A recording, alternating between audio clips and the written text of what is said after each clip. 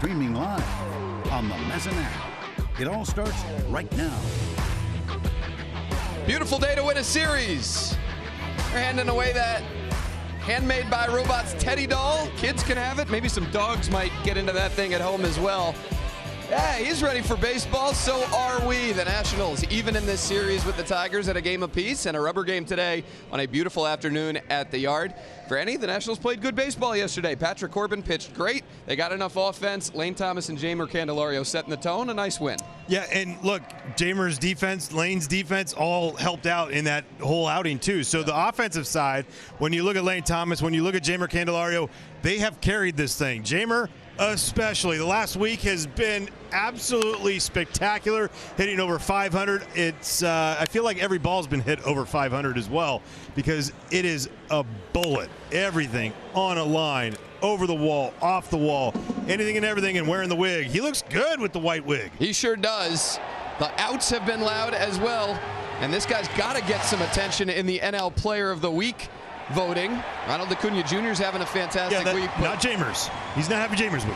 He's not having Jeimer's week. No. Jeimer's hitting north of 500 and OPS up near 1,600. He will try to provide some run support for this guy today, Franny, who's gotten a lot more run support over his last 5 starts after the Nats didn't play anything for him early on. A lot of positive numbers for Josiah this year. We'll talk about him on the broadcast, but for me, that one on the far right of the graphic, 1 home run allowed in his last 6. Well, huge. You don't have to search for positive with him. We can just bring up the normal stuff. What has it been? It's been quality strikes, not pitches over the middle of the plate. You mentioned getting run support. Having run support is one thing. Keeping them off the board when you get that run support is even bigger. 7th in the National League in ERA is Josiah Gray. What a year he's having, and what a day here at Nationals Park. They're celebrating kids all over the Yard today, and they're looking to see a win in this series finale against the Tigers. Brought to you in part by PNC Bank, helping to make a difference, and by Coons.com. Over 3 million vehicles sold and counting. People coming down Half Street and coming into the Yard. A beautiful day for baseball yet again. Weather has been awesome with the exception of the storms that hit Southeast DC after yesterday's game was over. We are thankful for that. Here's the Tigers lineup in this series finale. Zach McKinstry back in the leadoff spot. They have hit 5 home runs the last 2 days, which is surprising given that they're 4th fewest in Major League Baseball in home runs hit. Matt Vierling has put up big numbers in his career in this Yard, and Jake Rogers will get another start behind the plate. Josiah Gray, start number 10 this season, 2 straight, going 7 innings, tying a career high. The 2.73 ERA, you got to love it on it. Here's the pitch arsenal. StatCast powered by Google Cloud for Josiah Gray. 4-seam fastball, slider, curveball, cutter, sinker, changeup. You got them all, and the beauty of it, we're starting to get those closer and closer to that 20% mark, where it's a little harder to guess on what he's doing. Got 20+% whiff rate on all the pitches. Gotta love it.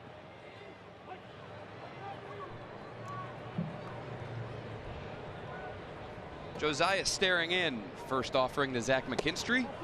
Misses away. McKinstry 1 for 5 in this series with a leadoff home run in game 1. 1 for 5 career against Josiah.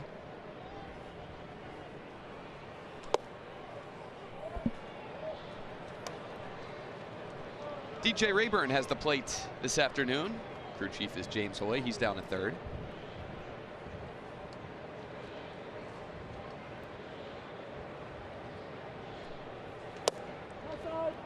Josiah missing away to McKinstry with 3 straight. And not huge misses, just a little bit. Just enough. A fastball in there for strike 1. McKinstry finds himself in the leadoff spot for the Tigers in part because he's been reaching base a ton the last week and a half. .441 on base percentage in their last 10 games. And that one misses away, so Josiah little trouble with the fastball commands in the first batter faced. Let's check out the defense behind Josiah Gray today. Stone Garrett in left field, Alex Call in center, Lane Thomas in right, Candelario Vargas on the left side today, and Chavis We're at second base for Luis Garcia today, and Dominic Smith out right at first. And Riley, there he is, in the all red. 8th game of the year for Riley. Swing and a miss from Javi Baez. 2 for 2 career against Josiah with a home run, but 0 for 9 in this series. DJ Rayburn, he'll give a little bit up, not as much down, and away to lefties is pretty much, well, it's a cold zone for pitchers.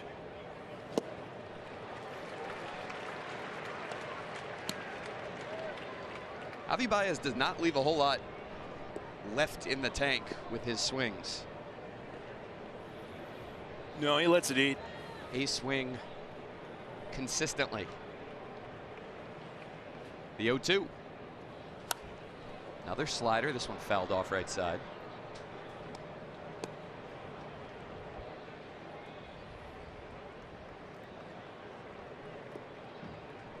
I feel like with Baez, and you look at it this year, only a 17% K rate, which is so low for him.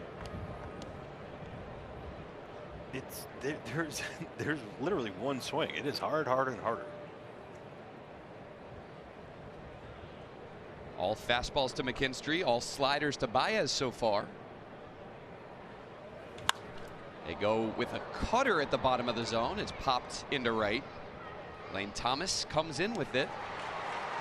Breeze might be a little bit of a factor today, seeing the flags on the flag court out in left center blowing pretty firmly.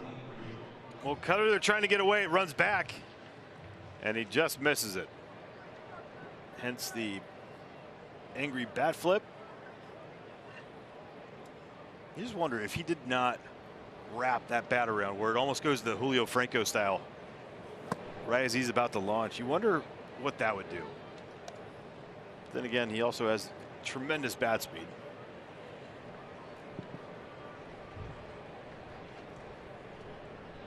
Here's Riley Green.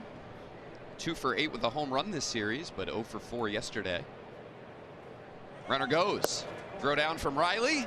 Not in time. Skipped into Ildemaro Vargas, who was able to try and slap a tag down on McKinstry, but too late, and the Tigers' third baseman has his 6th bag of the year. Huge jump by McKinstry. He was 4 or 5 steps in before it was even given. So Riley on a pitch down, thought a pretty darn good throw.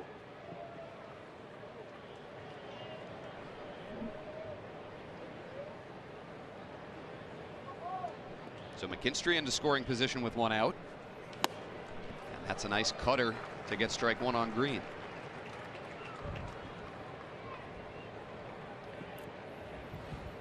That cutter just flattens out his fastball just enough. It has not a lot of movement towards the hitter, the left-handed hitter. It has a little bit of run. There's another one.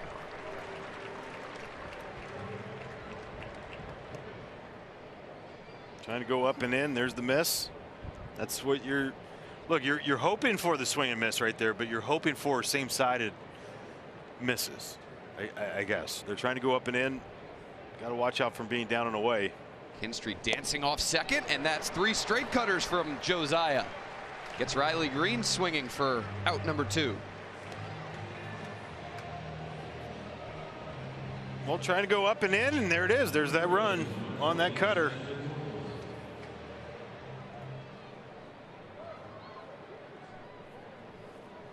So would we say that's a good miss? The result was sure good. Spencer Torkelson.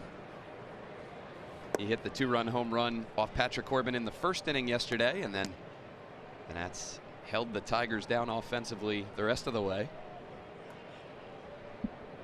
It's interesting with Josiah that the movement on his slider, we've talked about it, that moves in towards righties some of the time. The cutter sometimes moves in towards lefties. Sometimes it kind of backs up a little bit. Not the traditional movement that you expect on a slider cutter combination. No, and especially if you're a hitter. So you can see the dot on his slider, and when you pick it up, you're thinking, okay, that ball's going to start coming near me and it's going to go away. It's going to come near me, go away. And when it's getting closer to the plate, you're going, it is not moving away as a right-handed batter. It is. Why is it chasing me? Yeah. And you get a lot of weird swings on it. It just, he has figured out a way to throw the backup slider on purpose. The gyro slider, as some might call it. Josiah saying it kind of has that burrowing movement. It doesn't really have the sweep. Though it has the cement mixer rack. Line drive, Jeimer Candelario. More of the same from this guy. He's swinging a red hot bat, and he's robbing hits left and right. This one close to him. Not a lot of reaction time. Makes the play. Two hottest hitters, 1 and 2, Lane Thomas and Jeimer Candelario. And Lane continues his torrid stretch. Word's got to be out now for opposing starting pitchers. Make your first offering to Lane Thomas a good one, because this guy's hacking early. Look at this, down and away. He gets it. Full extension on it. Love to see it. 9 for 12. First pitch versus lefties this year. We've heard Davey talk about it. We've heard Lane talk about it. He's hunting the heater more aggressively this year. Getting off his A swing. Not being so indecisive. And extends his on-base streak to 18 games. The first offering that he sees today. Here's Jeimer.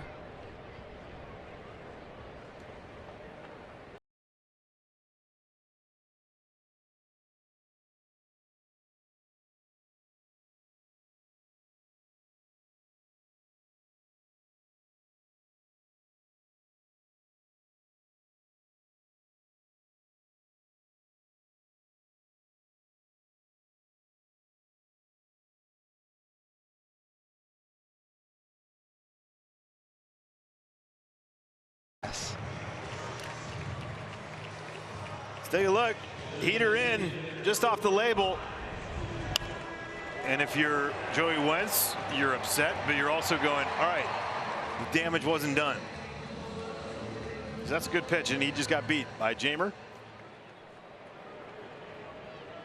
And that's where he will find success. If he can get that fastball in, it'll open up the backside for that curveball and his changeup.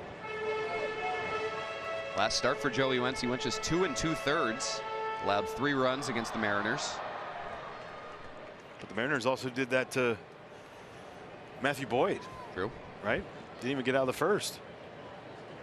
Joey Meneses swinging at a cutter down and in. Meneses 1 for 8 with a double in this series.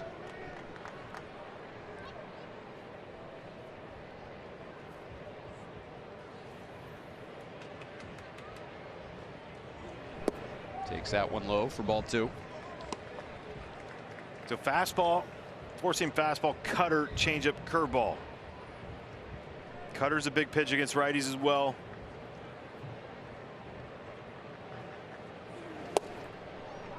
Two and two.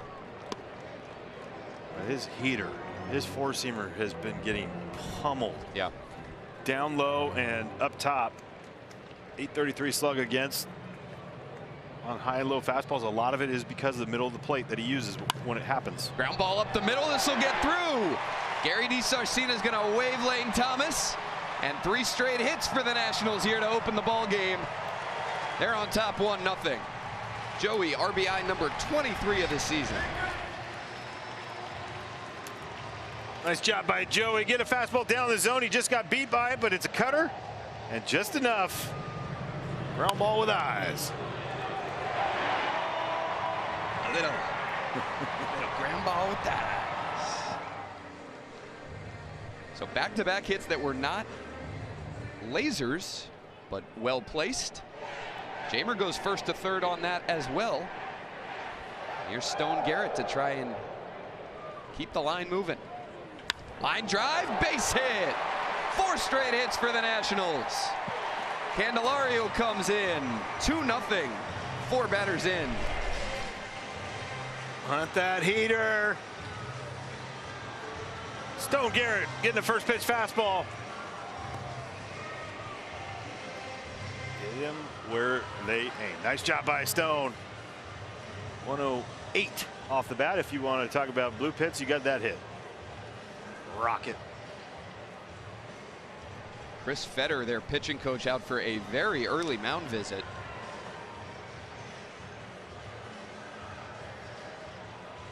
Right-handed hitters this year have seen Joey Wentz very well. 848 OPS against him. And 4 straight guys batting right-handed today reach base. Busy first inning for this Detroit Tiger defense. Akil Baddoo in left field, Riley Green in center, Matt Vierling in right. Best arms are in center and right. McKinstry, Baez on the left side, Maton and Torkelson on the right. Jake Rogers behind the plate.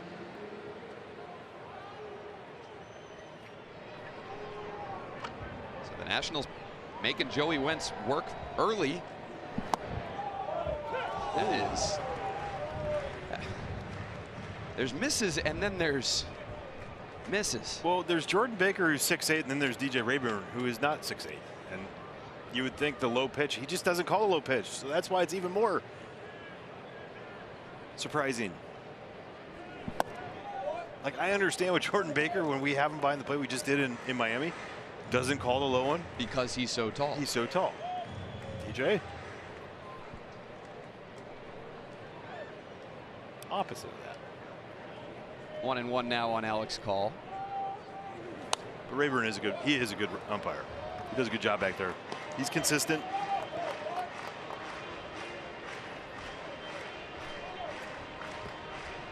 Alex Call trying to get back on track. Numbers have slipped a bit over the last few weeks. While the numbers have dipped offensively, defensively, he's played just such a sound center field. Ground ball, third. Backhand McKinstry. He'll go to second and get the out there. So a nice play by the Tigers' third baseman. Had to lunge for that ground ball. You're kind of looking at it going, oh, that's might be a break right there. McKinstry should have played this one just going to third and maybe going across instead of going to second. Nice job by Nick Maton coming off the bag to make sure to get one. Ooh, that was a little close. Close for what?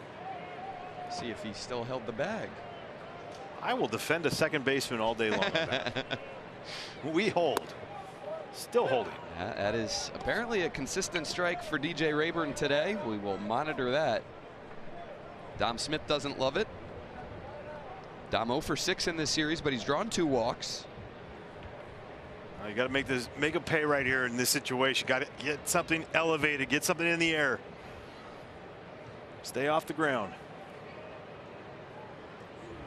Line drive. Oh, what a play by Baez. Goes to second. Wow. Over to first. And just beating it is Dom Smith. Tigers are going to take a look.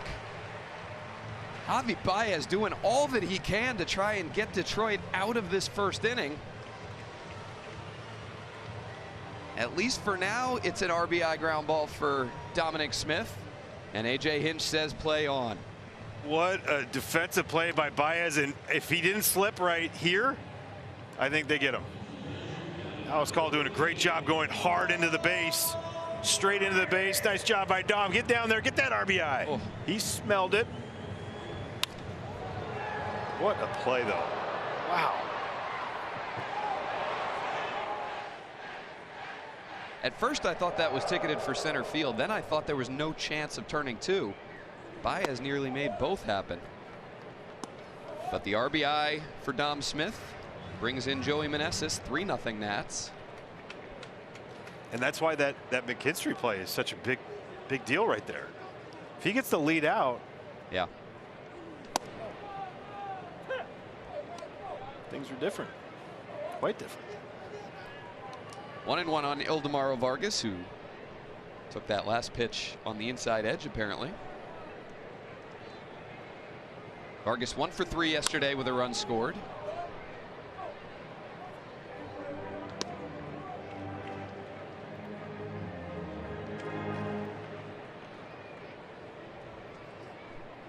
So after the Tigers scored first in the first inning of games 1 and 2 in this series, scoring 3 and 2 runs respectively, it's the Nationals' turn to jump on top in the first, and Ildemaro Vargas going to add a single of his own.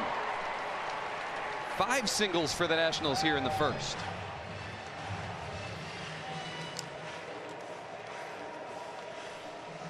Curveball stays up just enough, and he gets out there. Moved up a little bit in the box on that. Take away all that break. Nice job by Vargy.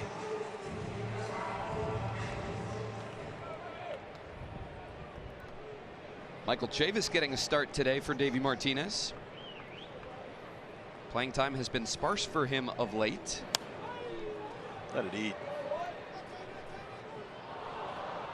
Yeah, Chavis not a big guy, listed at 5'10", 190, but he's got more pop than it He's got might some look juice. like. Hit 14 home runs in just 401 at-bats last year for the Pirates.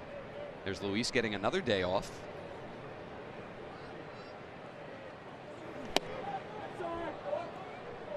Ball and a strike. Yeah, when you're in a situation like Michael Chavis too, you got to take advantage of the opportunity. It doesn't mean hits. You want the hits. Look prepared. Don't get cheated.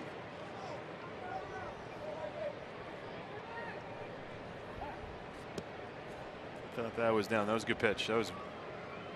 But there's the part of being a part-time player right now. Just understand the strike zone, seeing pitches live.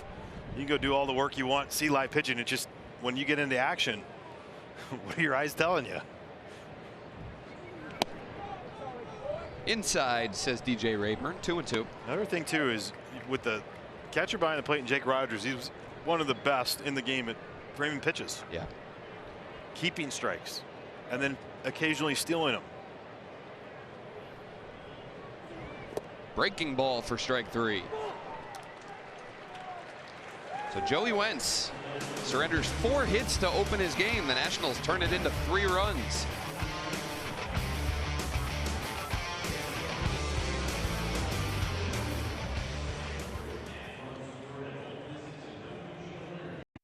Granny, last 5 starts, Josiah Gray throwing more strikes and turning them into more strikeouts. And you wonder if the fact that he's getting more runs of support has been a cause of that, because you're looking at first 4 starts, 0 run support, literally Quite 0. literally 0. So you're trying to pitch perfection. Yeah. And with that, you're maybe going a little edges too much. I mean, understandably, you're trying to be like, I got to shut these guys out. And so maybe that is a part of it. But what we have seen is we've seen him attack, and he's getting ahead of hitters. And the most important part, staying ahead of them. So how many times last year did we talk about it? I know you and I talked about it quite a bit, which was he would get to 0-2 quickly, and then it's 3-2. Yeah. And you're going, what are we doing? Put him away. Here's Andy Ibanez leading off the second for the Tigers. So 0 runs of support for Josiah in his first 4 starts, 27 runs of support over his last 5, and now 3 runs in the first inning here today. It's not just the number of runs that they've scored for him, Franny. It's that a lot of them have come early in ball games. Right. Jeimer Candelario will backhand, get behind the throw, and record out number 1. I think, and you have to think about this too, with all the pitchers, is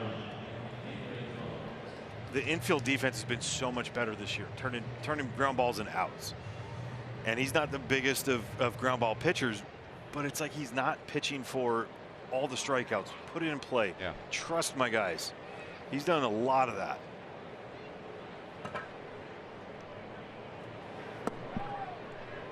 Slider misses to Nick Maton, 1 for 4 in this series with 2 walks. Like his last 2 starts, 24 ground balls combined. To me, that's a huge number for him. Well placed, 1-1.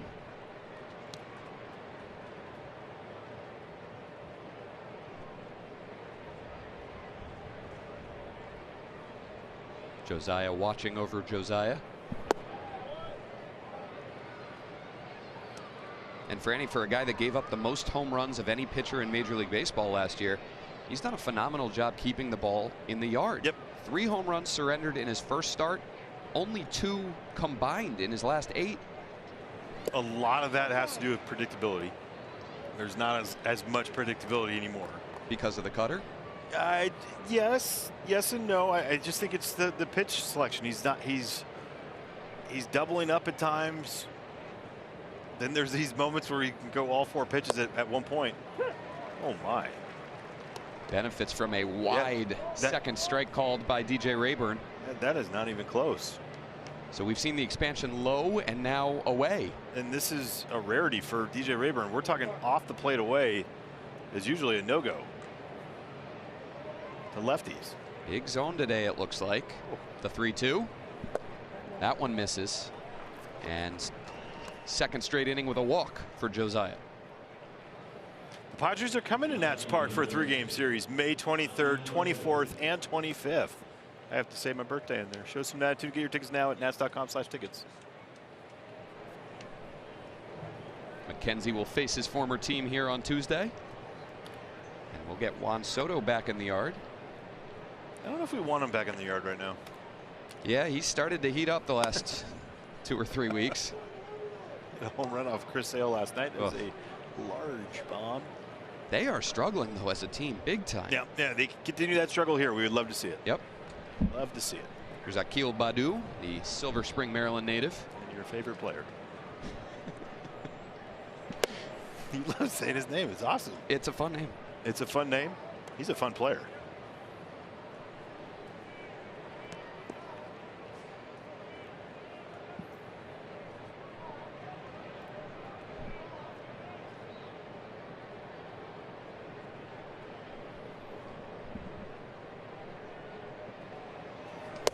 (3-0). So Josiah falling behind a few Tigers hitters here. 2 walks issued to the first 6 Tigers that he's faced, and he's behind Badu 3-0.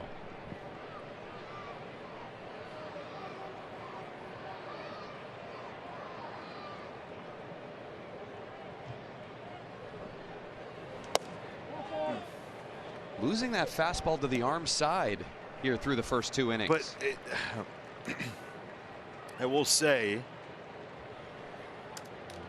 the misses are so much better though than last year. Right, because right there and throughout the game, Riley's been trying to go outside part of the plate.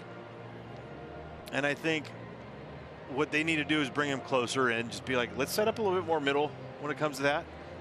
But the arm side miss, right? So they're trying to go outside to lefties, and he's missing outside to lefties. There's no pull. There's no. Sure. That's a big thing for Josiah Gray. If he's missing opposite side of where the target is set, that's when you know he's going to be in trouble. This is, for me, is an easy correction for him. Sure, he's frustrated though by getting 3 runs in the first inning from his boys and issuing a couple free passes here in the second. That's all right. Just trust your boys. Get a ground ball double play. Matt Vierling with 2 on now.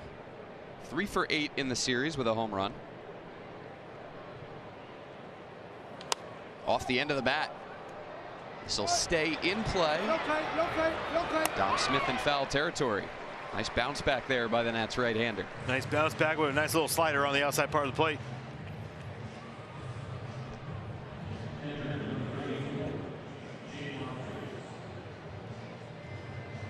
Bring up Jake Rogers with 2 outs.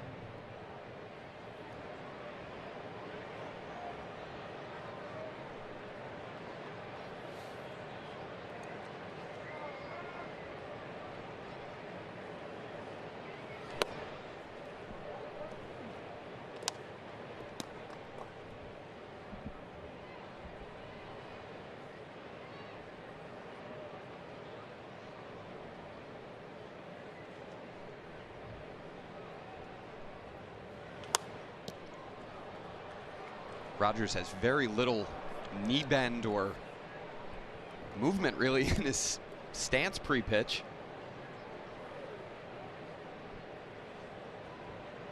He's not like an old Tiger though, like Jeff Larish. That was we called him the statue. Yeah. Slider misses, 2-1. But that slider right now, it's got some good bite down, which is good to see. And it might be the pitch that you predominantly see for righties today. Just he cannot find that fastball.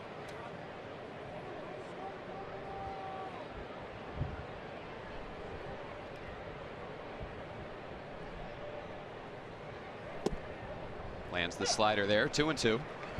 Didn't have his best stuff in his last start either, Franny. only had 1 strikeout through his first 5 innings or so.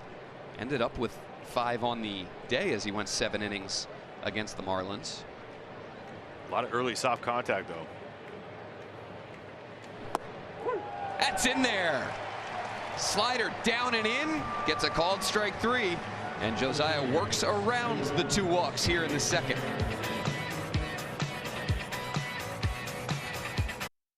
Pitches out of a little bit of trouble in the top of the second.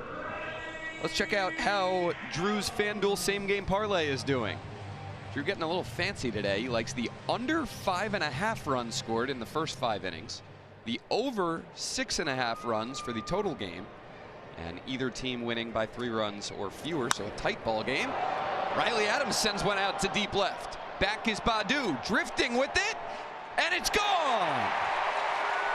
Riley Adams, 2nd home run of the year, 2nd home run in his last 3 games. The Nats are up 4-0. Another Josiah Gray start homer. Yeah. For Riley Adams. Changeup. This is like the same spot as Jamer's ball yesterday in the zone on a changeup. He gets it elevated. He looks good with the wig. Everyone looks good with the wig. We like seeing it worn by everybody. And we're seeing it more of late. So high that he was about halfway to second base before it landed. Butter a big swing. The Nats continue to thump Joey Wendell, or rather Joey Wentz. We were talking Carson Wentz. I was thinking Joey Wendell. It's Joey Wentz for the Tigers, and he's getting hit hard. You could have kept saying Joey Wendell. I've been like, yep, I'm in. But he is a Nat killer, so we can't talk about him. Yeah. Nice job by Riley. Love to see it. Middle of the zone. Take advantage of that. What are you doing, Lane? Why are you taking It's like I feel like there's so many times when a guy gets going hot that he takes a pitch and you're going, why aren't you swinging, dude? Swings it. Curveball and gets a piece. Stay alive. Check out our Hyundai Supermo. Oh my, full extension. Both cheeks into it. Love to see it by Butter. It's your journey on every mile in a brand new Hyundai. Line drive, backhanded by McKinstry. Long throw, and he gets Lane Thomas. Nice play. Let's watch the homer, though. Let's listen to it. Oh, no, you don't listen to it? Crack.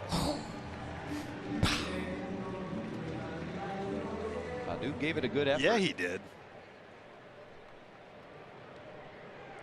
So then that's their first time through against Joey Wentz. 6 for 9. 5 singles in the homer.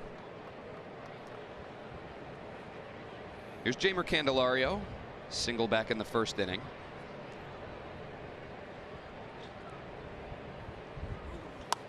You know, it's crazy. You look at Jeimer's numbers over his career.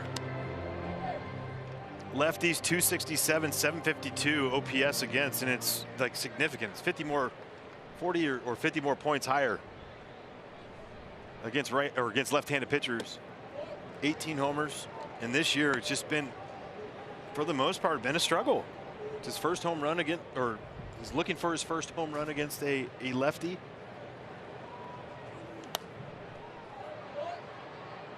So the life of a switch hitter, trying to get both sides locked in same time, hard to do.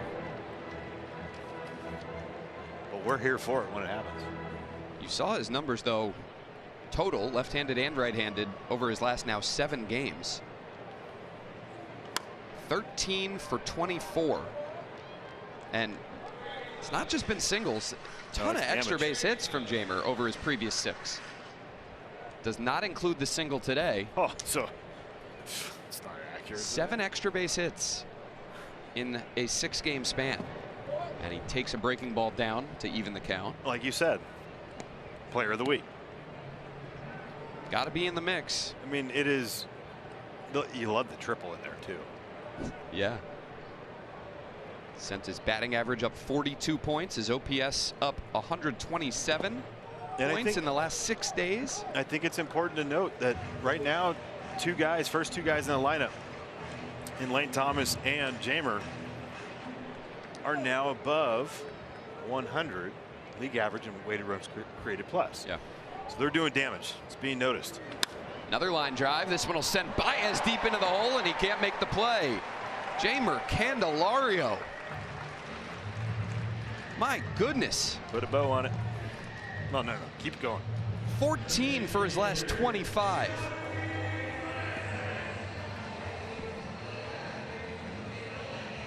I mean, give yourself a chance. Hit a ball hard on the ground. 103 off the bat. That's the other part you see with them is the hard contact is not just like 95, right? Which is considered hard hit ball. It's a lot of 1-0s. Yeah. That start the whole thing. Joey Meneses an RBI single back in the first.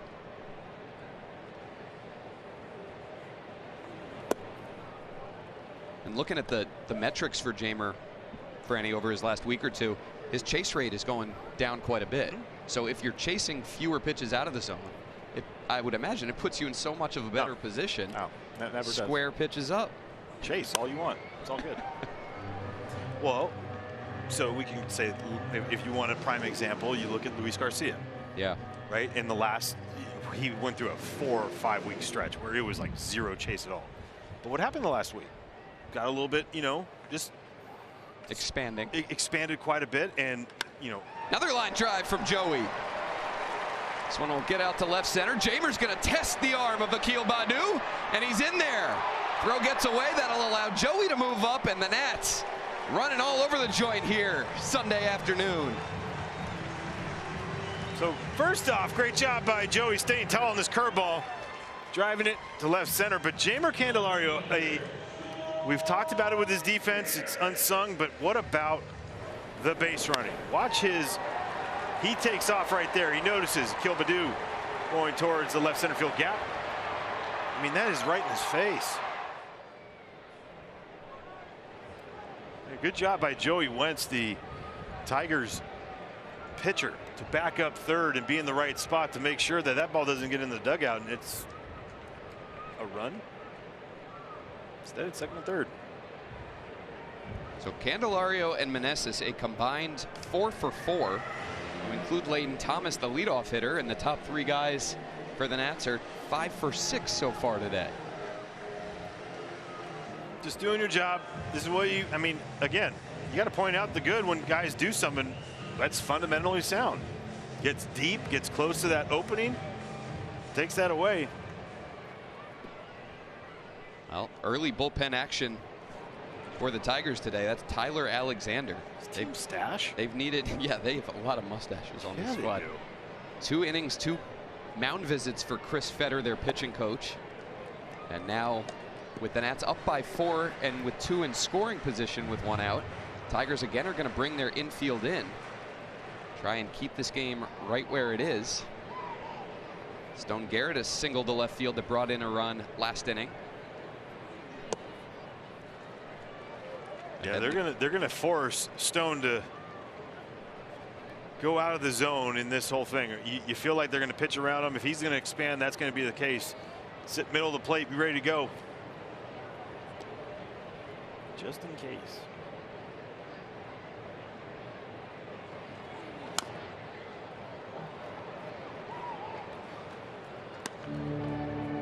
Eight hits already for the Nationals through their first 12 guys that they've sent to the plate.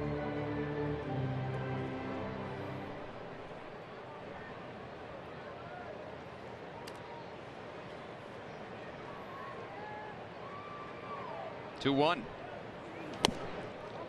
Taken, clipped his bat. That's a awkward foul tip, but strike 2.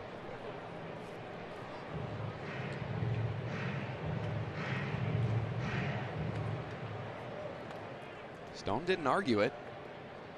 Yeah, no, I clipped it. I heard 2 sounds. I mean, Jake Rogers is right underneath him. I mean, catcher's interference maybe at some point. Ooh, right back to the screen. Well, back to back. You get a check swing and then you get that one straight back. You enter third. comes that backdoor curveball. Stay on it. See it up a little bit. Let it fly.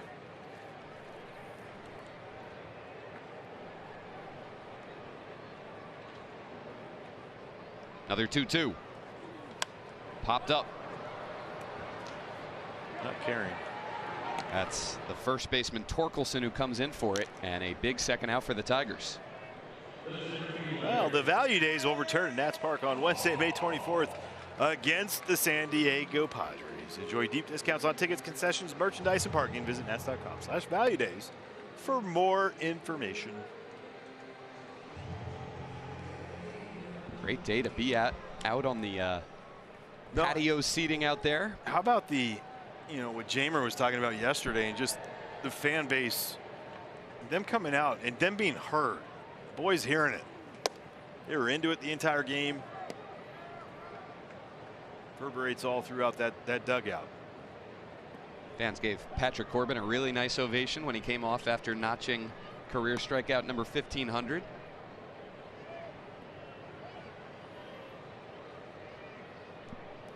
Here's Alex Call. Fielder's choice ground ball back in the first. In the air to shallow center. That'll actually stay on the infield. Maton coming in. Baez tried to snag it at the last minute. Tigers second baseman puts it away, but the Nats get another run in the second. Riley Adams not getting a lot of playing time, but doing some damage when he does. Second home run of the season gives the Nats an extra run. They're up 4-0 through 2. Yeah, Nationals Park. Download the ballpark app today and choose Nationals as your favorite team. She did. He did too. Riley Adams, second home run of the year. Josiah Gray, a 4-run cushion now. Misses to Zach McKinstry leading off the top of the third.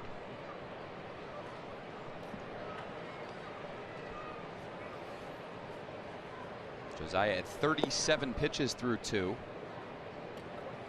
Hey, usually we give good mound visit vibe to Jim Hickey when he goes out there. It was a great mound visit last time. Sure was. Back-to-back walks, and then he gets a pop-up strikeout.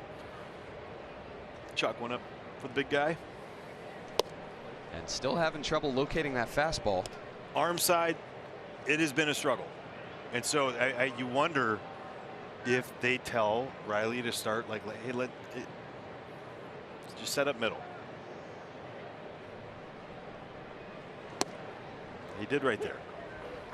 Just keep going there. Just keep going to that spot, because rarely, with all due respect, it goes straight. Right? I mean, it's. But you can use that to your advantage. Use it to your advantage. You're doing it again.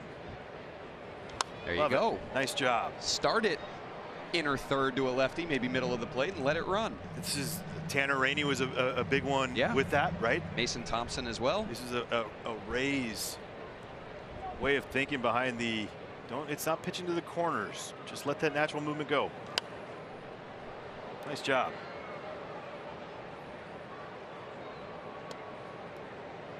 See, for me, like, if you were to walk Zach McKinstry in this, it's different if he had done it 4 straight pitches and not make the adjustment. He just made an adjustment within it. Yeah.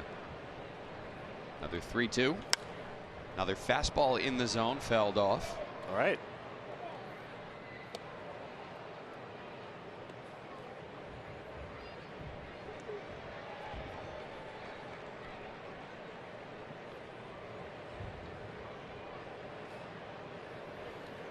You ever believe in the baseball gods by Josiah not complaining about the boys not scoring runs for him?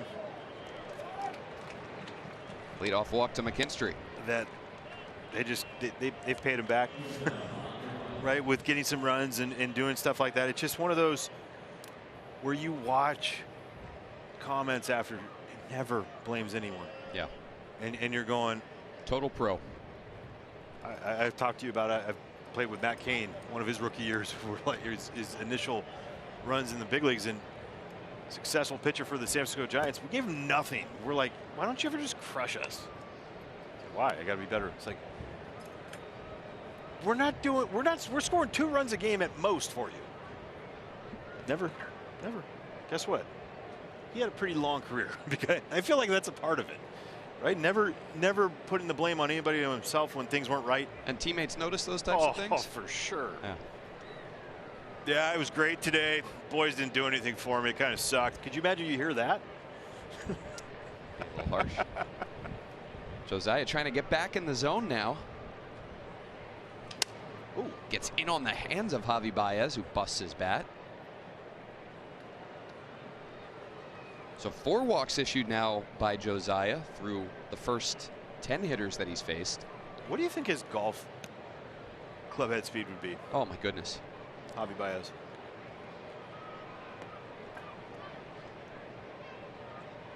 Oof. I want him to go in a long drive competition. The world long drive competition. Is that pine tar pretty high up there? No, I love it. He has some of the most beautiful bats, just the natural colored with the pine tar there. Build up, he's always had that. I feel like you don't see many natural colored, single toned, natural colored bats anymore. Nope. Guys like the two-tone, they like the I liked using natural color during day games. Why? Bright places. Hard to see off the bat. Huh. For opposing defenders? Yeah. I was trying every advantage possible. Had to trick him somehow. Next level. Yeah. Go that way. Outfield deep for the Nationals across the board. And just missing down below the zone, 2-1.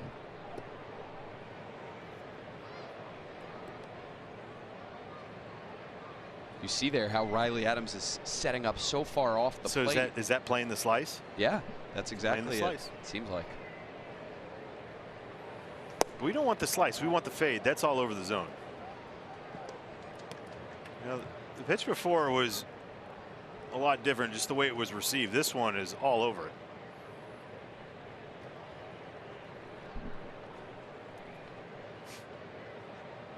And I think a little bit of it with Riley set up the way he was, I think that was the part of the issue. But it's not an issue. It's a strike. Back-to-back walks for the second straight inning. Josiah now 50 pitches thrown, 27 balls. Yeah.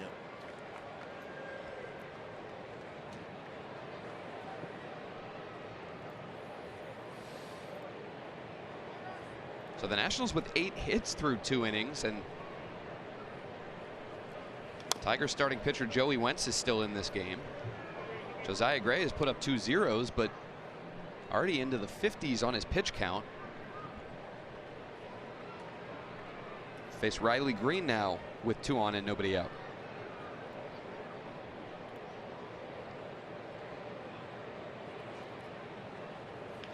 Ground ball to Dom Smith. Gonna go to second for 1. Return throw. Josiah covers and gets the double play.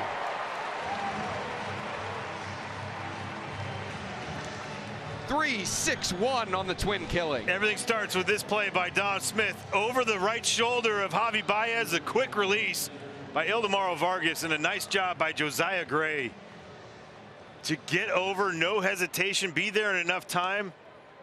Nice job. So he's not on the move. He's settled over there. Good job, boys. What a play by Dom Smith.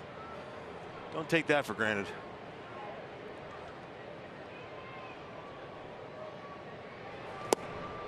Now 3 of 12 first pitch strikes.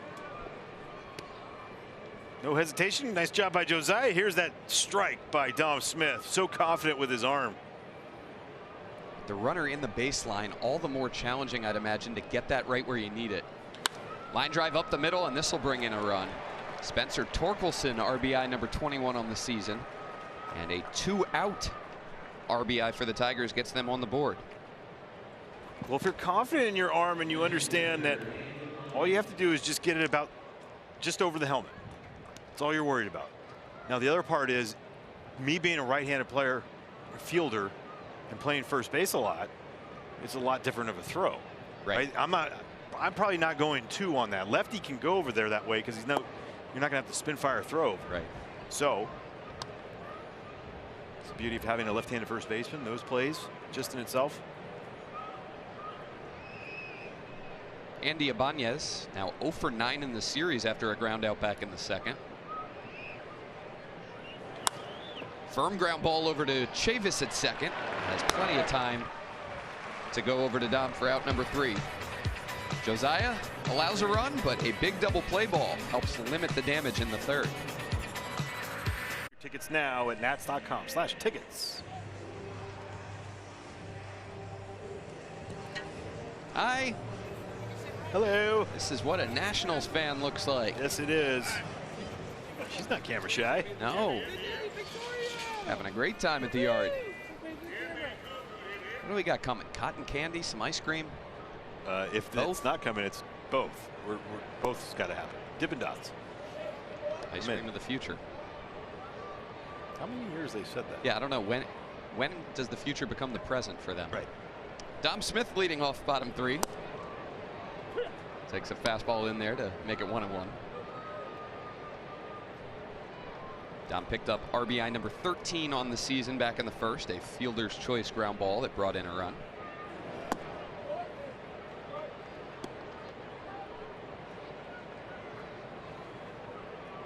Joey Wentz probably lucky to only be down by 3 runs. Dominic Smith, that was a rocket off his bat. Leadoff man aboard for the Nationals for the 3rd time in 3 innings. Another hard hit ball right here, outer 3rd of the plate. Bury that face behind it. Nice job by him. 107 off the bat.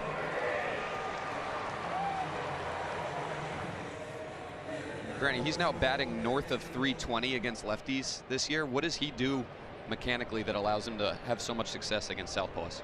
He's patient against them. I think that is the biggest part. He swings at strikes. You look at his numbers, and only a 13% K rate is telling you that. Yeah. You know, there's little chase, and when he gets the fastball over the plate, the chase sliders off the plate or takes, and he brings the fastball over, and he does that. A lot of pitches that he's doing middle of the field to left center against lefties, and that's a big part.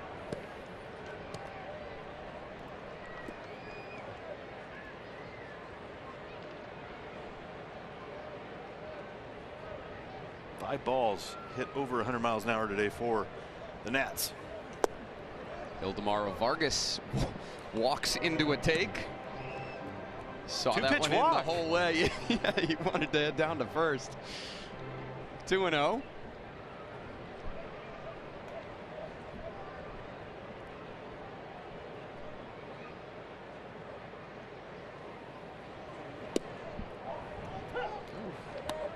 My goodness. There's that expansion. It's all right. You got to bring him over.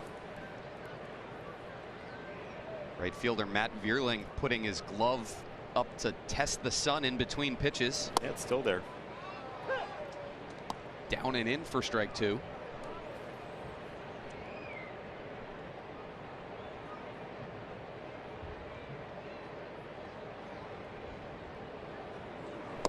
Nearly hits him.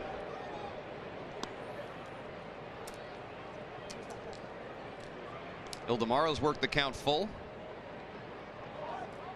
Has pretty much the whole right side of the infield open, with second baseman Maton shaded well up the middle. Torkelson holding the runner Dom Smith.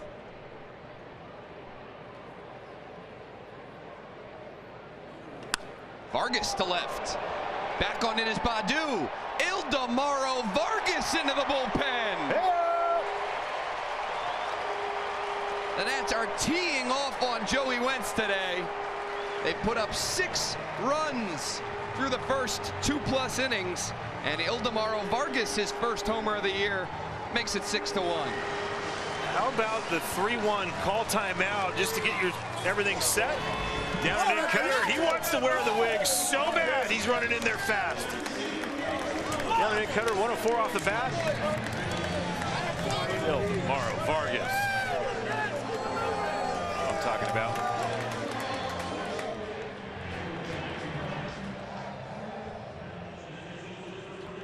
Some wigs in the stands now. That's Toss number that thing 2 on after a homer. That's the second one we've seen. Yeah?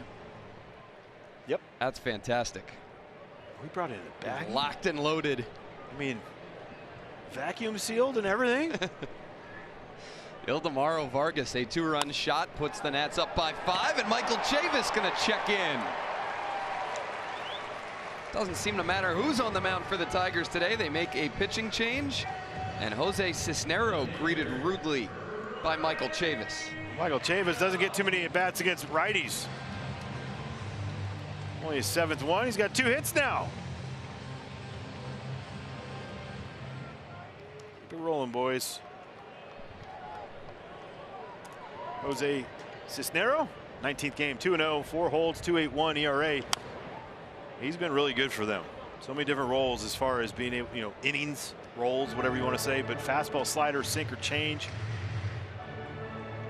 Been throwing the 4-seamer way less. Sinker has gone way up against righties, especially. Last 3 weeks, he's thrown it 44% of the time.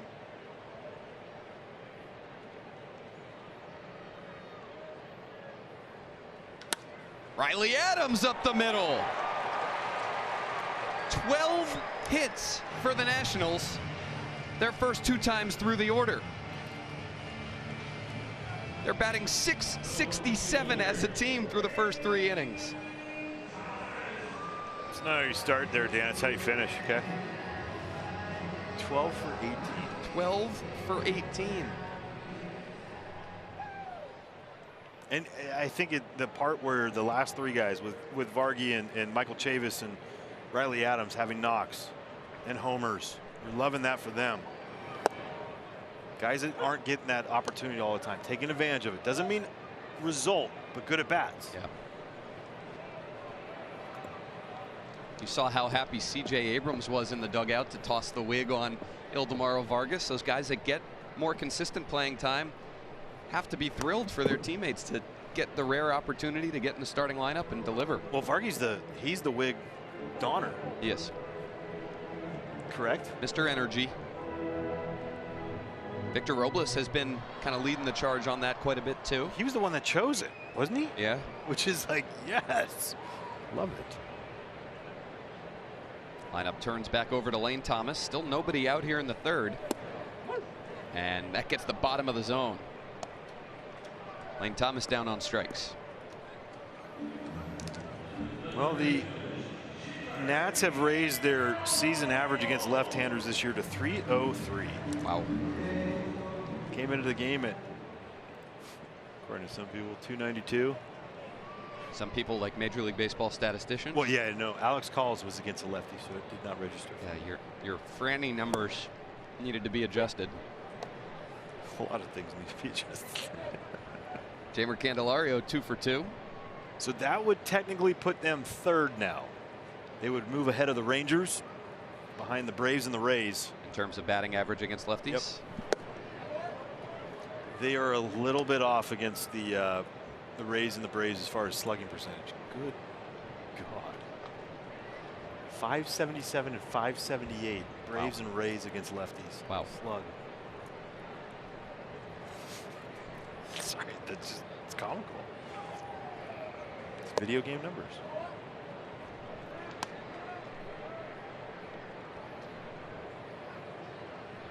Jeimer now up to .560 on the batting average over his last 7 games. Let's get this guy an NL Player of the Week award. Oh, it'd be our doing. Leading the charge. Yep.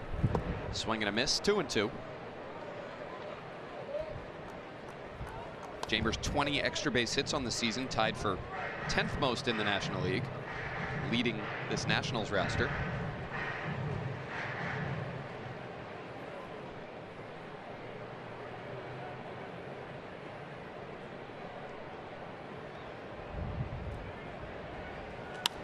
Popped up. Baez drifts back. There's out number 2. But Franny, you mentioned Jeimer Candelario going above the 100 weighted runs created plus mark coming into the game, which is league average. You factor his offensive numbers in with the defense. He's playing at above a league average mark over there at 3rd. 3rd in Major League Baseball among third basemen in ultimate zone rating. +2 on the defensive runs saved. Yep. A really nice offseason signing by Mike Rizzo and his front office. It's unbelievable. And the one WAR leads the team as far as the position players. Yeah, and I think it went a little bit under the radar for a lot of people. I know over on the place I do some other stuff with MLB Network Radio, we talked about it, how it's a great signing for him just to get into a situation where he's going to play. He knows he's going to play every day at third base. We just didn't know that it was going to be like this at third. We knew it was in there, but when it's been a few seasons removed from playing every day at third, not switching back and forth, and he has just really ran with this opportunity. A late strike call by DJ Rayburn on a questionable pitch on the inner edge. I thought we were in the super slow-mo. Right now he called it.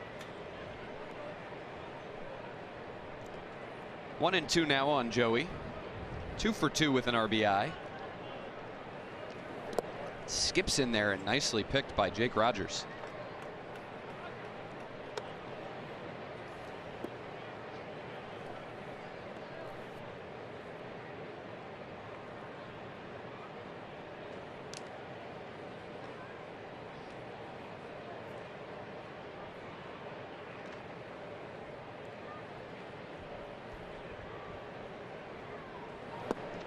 Count goes full.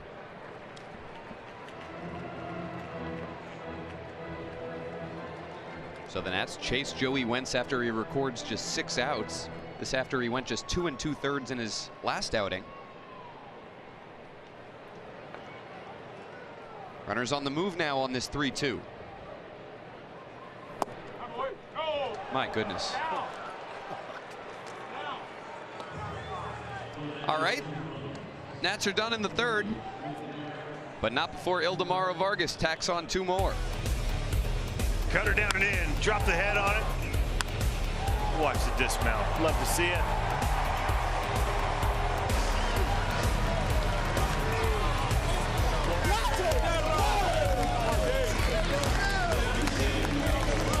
Back to the mound, and we are happy to bring into the broadcast booth our buddy Mike Milken, the founder and chairman of the Prostate Cancer Foundation.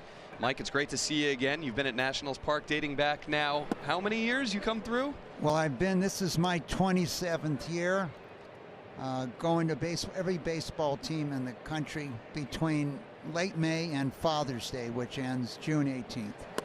And you've come to Nationals Park every year since the ballpark was built? That's correct. This beautiful ballpark that everybody wishes they could be in, right? Especially on a day like today. So, Mike, you're doing fantastic work as Josiah Gray faces Nick Maton leading off the 4th, who drops one out into center field.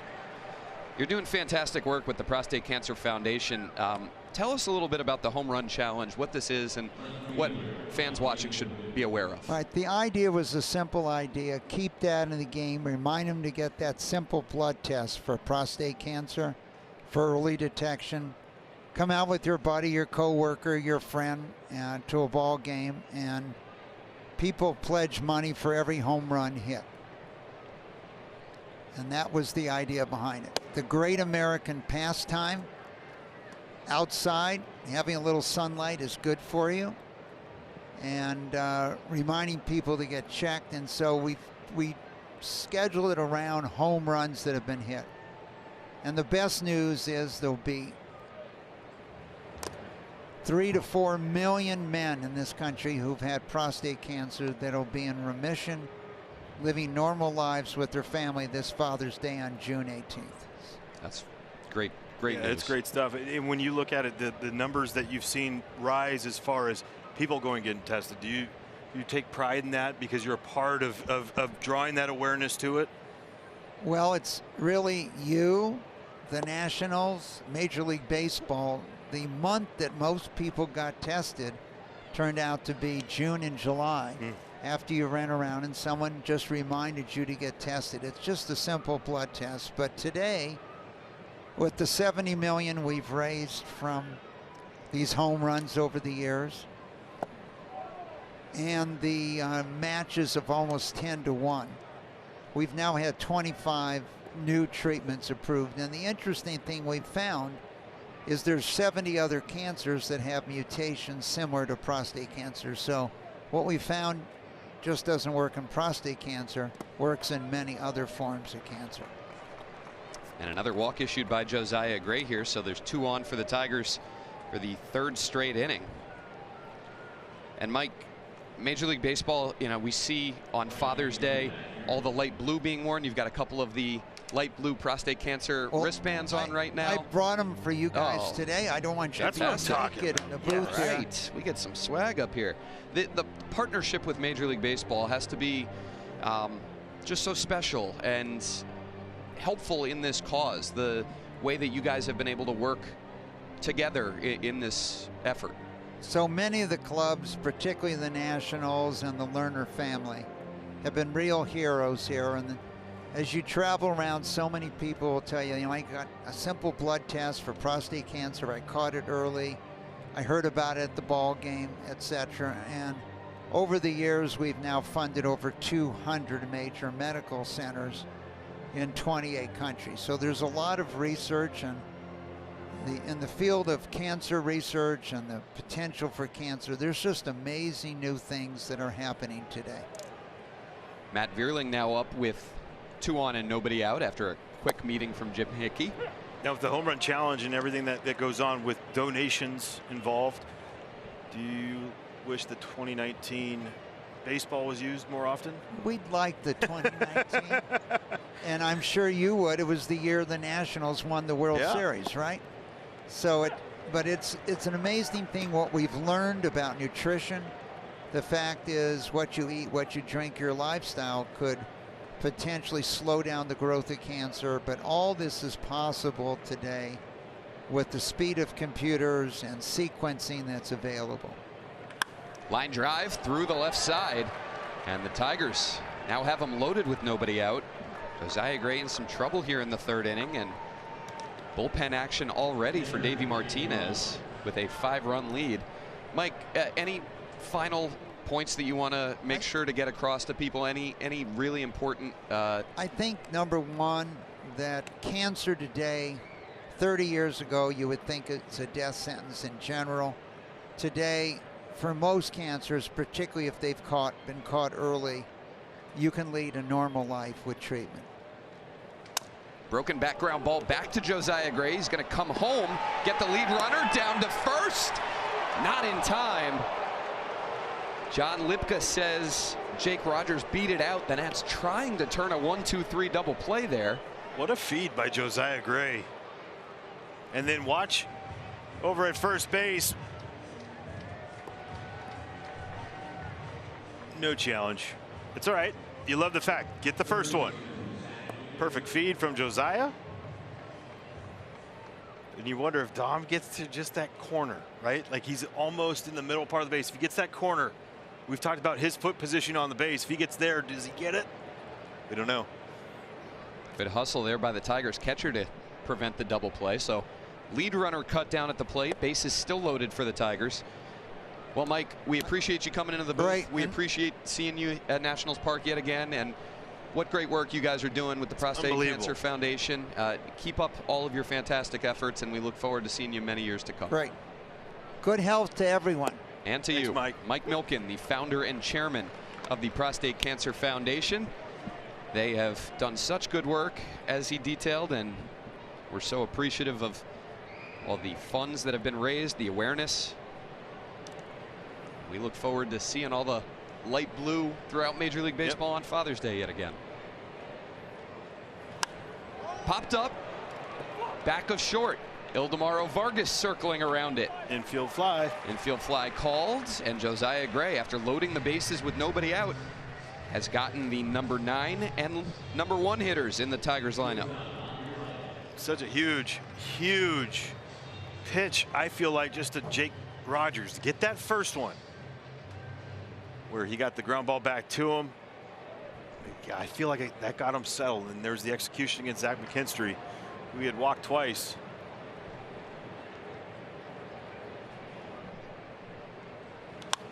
Out to center. Coming in is Alex Call. Moving back is Vargas. Call! A sliding play as he had a lot of ground to cover. Josiah Gray into trouble, out of trouble, puts up a 0 and keeps the Nats on top by 5.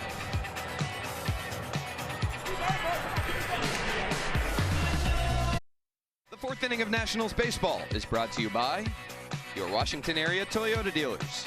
For legendary safety and reliability, choose Toyota, and let's go places. Josiah Gray got into trouble, worked himself out of it. Tapper back to the mound, a pop-up to short, and a fly ball to shallow center.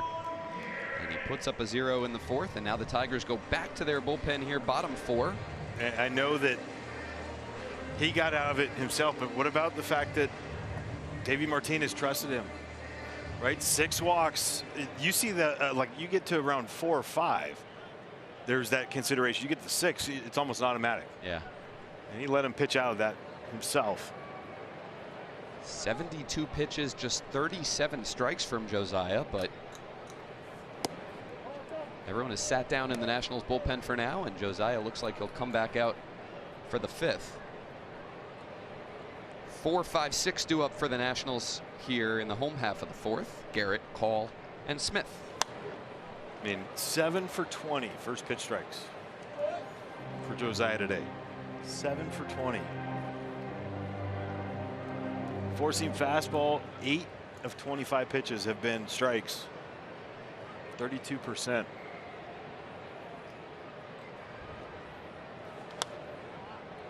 But I think that the part that you look at, 21 of 33 strikes from the slider. That's been his saving grace today. It has been a saving grace. Fastball location hasn't really been there the way that it has been in some previous starts. But again, you talk about a learning process, a guy figuring things out in the middle of an outing.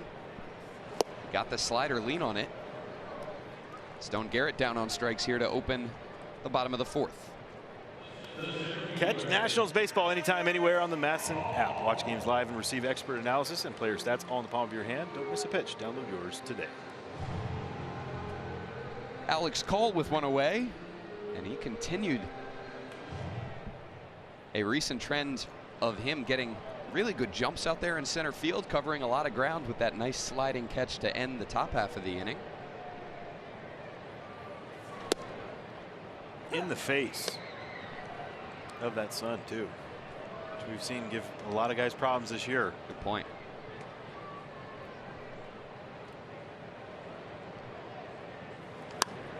Ground ball out to short. Baez to his left, and a strong throw for out number 2.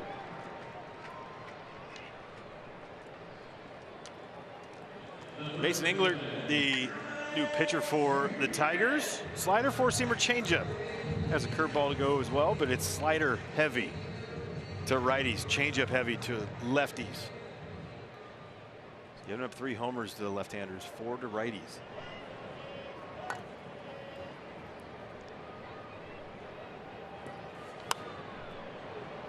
Dominic Smith got his first hit of the series back in the 3rd inning.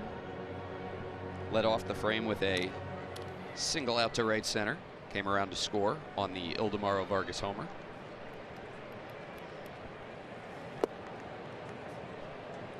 Waves at the changeup, 0-2.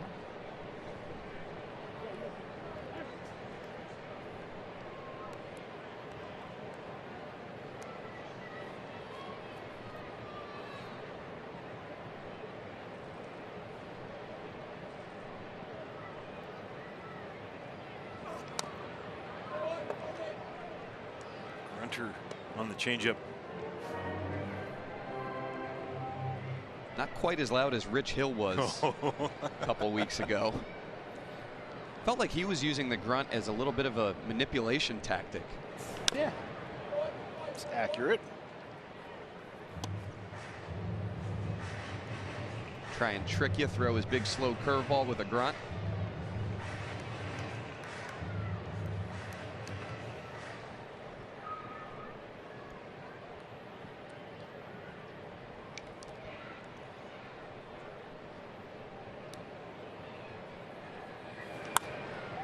Smith a fly ball out to right.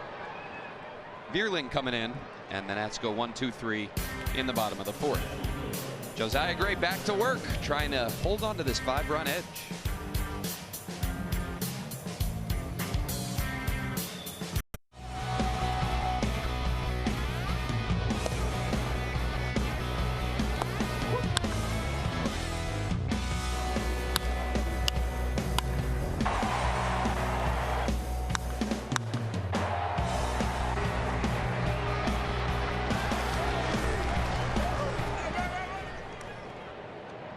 rocking and rolling at the yard on a beautiful Sunday afternoon. The Nats with 6 runs on 12 hits through 4 innings. Josiah Gray trying to fill up the strike zone a bit here, top 5. 6 walks issued through 4 innings. 13 combined in his last 3 starts. 1-1 on Riley Green. And people are going to say, oh, well, none of them have scored. None of them. Well, yeah, one has scored. But the biggest thing is just not getting into that habit. You love the fact that he pitched out of it, and he's pitched out of it. Attack that zone, especially with the lead.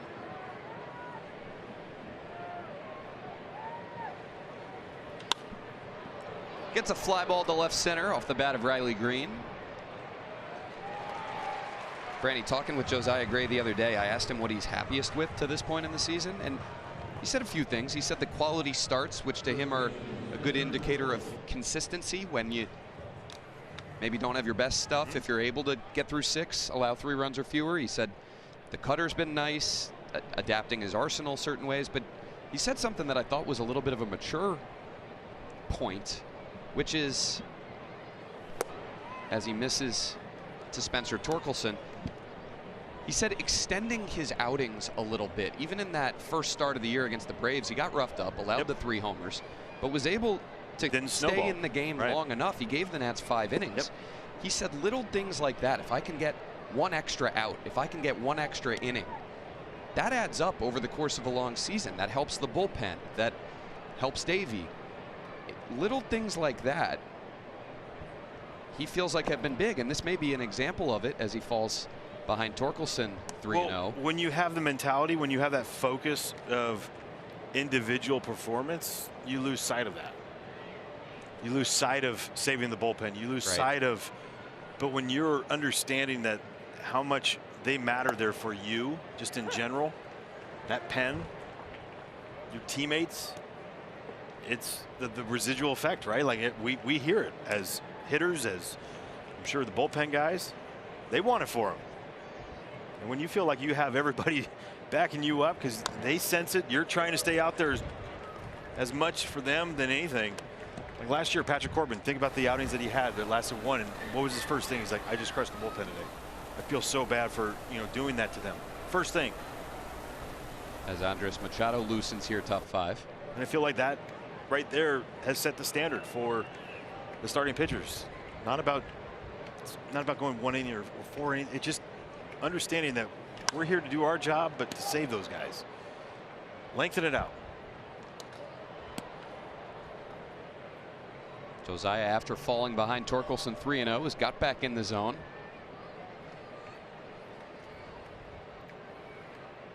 All fastballs so far to the Tigers' first baseman. Goes with another, and it's fouled off again. You wonder if that's like for Davey and Jim Hickey, like, we got to figure this out. We got to get this going. It's not about working on things, but let's get consistent with that fastball. We saw this against Zach McKinstry in his second at bat where it ended in a walk, where he went 3-0 and loaded it up with a ton of fastballs. He missed way off the plate away, but this is that one.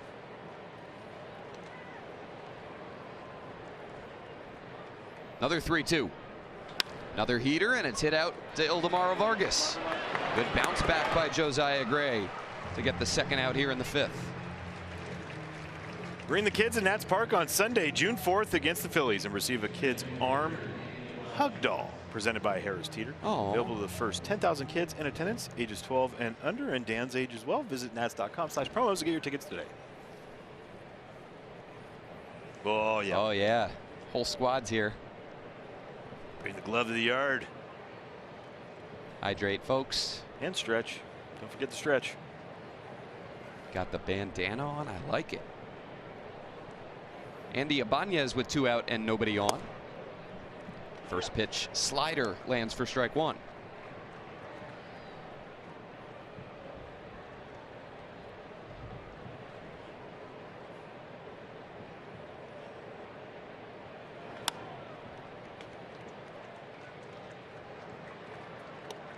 If Josiah is able to get this last out here in the 5th for any somewhere around 90 pitches, he's at 86 right now.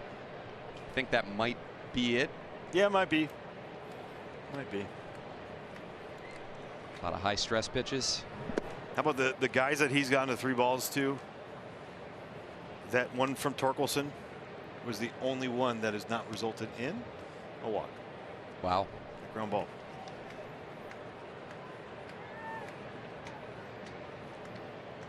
Josiah trying to put up another 0 right here. Ground ball over to Candelario.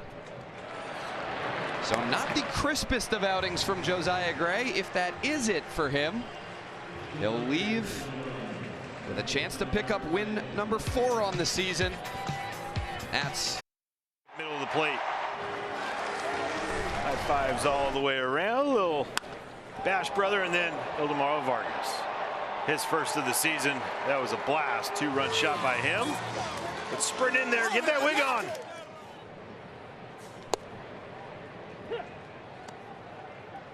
flip around and bat from the left side here, leading off bottom 5. 2 for 2 with that 2-run shot. Two teams that do not hit a lot of homers, the Nationals and the Tigers, but the home run ball has been big in this series. The Nationals now with 5 over these 3 games, matching the Tigers' 5. Vargas gets jammed big time. Little one-hopper over to McKinstry for out number 1. All right, let's take a look at the FanDuel over-under live odds for total runs today. Came in at 8.5 up to 10.5. Thanks to the Nats' early offensive explosion.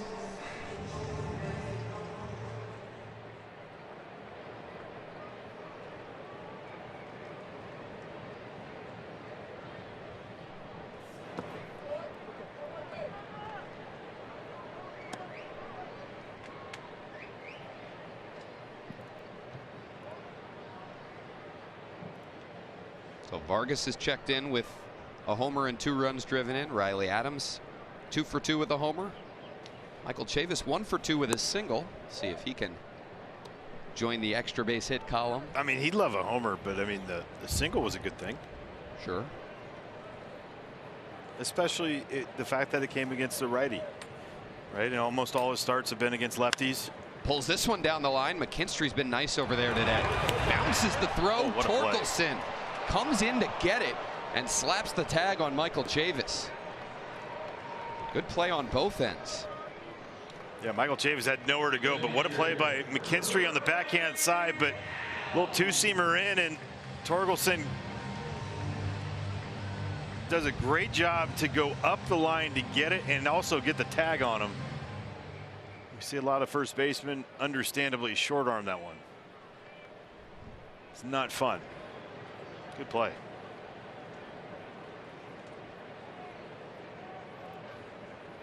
Here's Riley Adams. And that's, I mean, that as a first baseman is a tough play, not just because of the runner coming over, but how early do you get off that bat? There's a lot of guys that try to hold it and then they're like, okay, now I got to go. But he read that quickly to get him into a spot. Torkelson, pretty good over there at first base. That's what we teach in the Bay.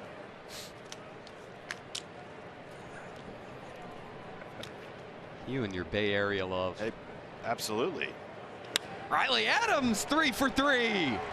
Singled in the second, rather homered in the second, singled in the third, and now he's got a 2-out double here in the 5th. Riley Adams, have a day.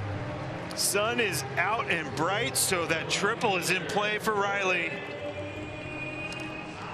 That's right. I did say that. Little backup slider. Nice job by Riley. Take a 2 out of the box. Badoo spin fires, and it is just a little bit pulled. Good for Riley.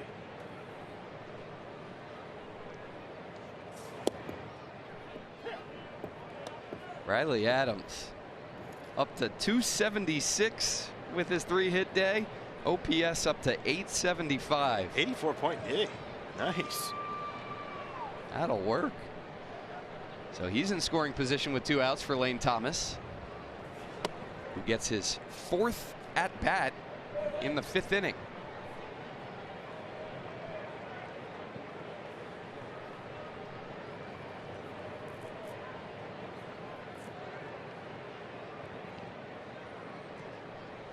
Lane came into the game 10th in the National League in hits with 50.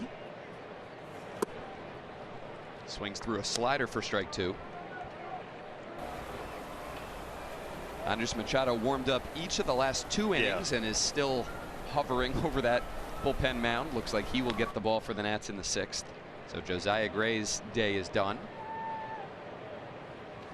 And I'm sure he will be upset with the 6 walks, but to go with your point of what he talked about with you is he got through 5. On a day when he clearly did not have his good stuff. And that to me is the part where I'm not looking and trying to find positive. That's a huge positive. Yeah.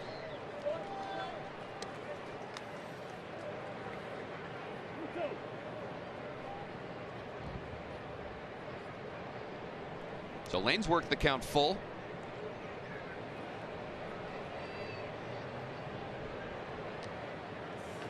Grounds one to the left side that stays fair. McKinstry into a throw. This one on target to get Lane Thomas by a step. Riley Adams tacks on another hit. We go to the 6th. Davey going to his bullpen. Goodbye to the Tigers after this ball game today. The last time that they came to Nationals Park, we saw this. Max Scherzer, May 11th, 2016, against his former team, struck out 20, as Bob said when he got the last one. Max Scherzer becoming the 4th pitcher ever with 20 Ks in a 9-inning game, joining Roger Clemens, Kerry Wood, and Randy Johnson. Clemens did it twice. But Max with 20 punchies that evening. Going a little bit under the radar there. That was Jordan Zimmerman's return to Nationals Park. Yeah, I know. And Max just stole the entire spotlight that day. Struck out Miguel Cabrera 3 times, struck out JD Martinez 3 times. 20 punchies. Andres Machado to Nick Maton, and Maton on the first pitch. Second deck in right field. 5th home run of the season for the Tigers' second baseman. 6-2. Reliever coming into a game. I mean, as a hitter, you're going, all right, first pitch, middle. This is what's going to happen, and rarely does it happen. He didn't miss this one. 106 off the bat, second deck, 398 feet. That is rude.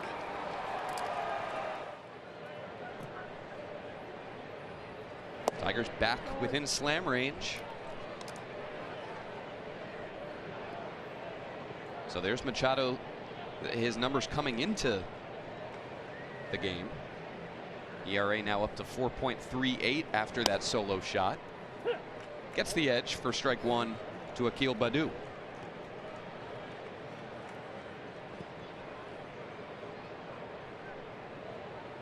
Third homer given up.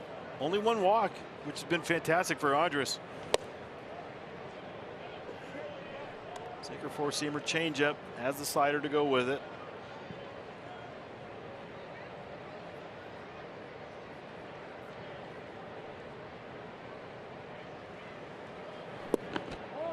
Riley tried to frame it up.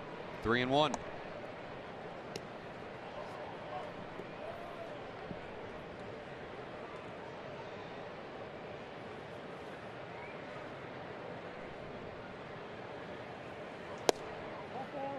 That's been a strike pretty much the entire day, but not right here.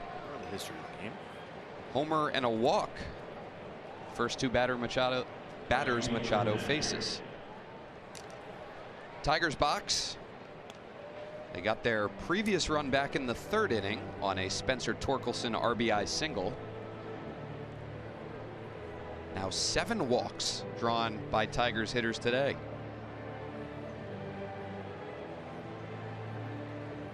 Good little meeting right here from Jim Hickey. And why? Just to calm him down, just to understand the situation of the game.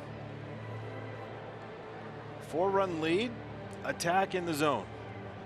Trust your stuff.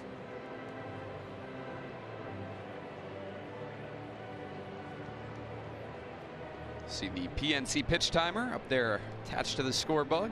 It's brought to you by PNC Bank, helping to make a difference.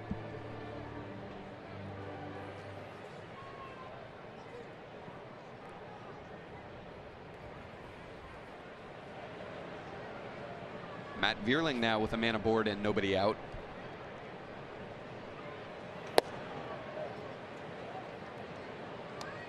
Again, a close pitch called the ball. Yeah, I don't know where the strike zone has gone. It was expanded for quite a while.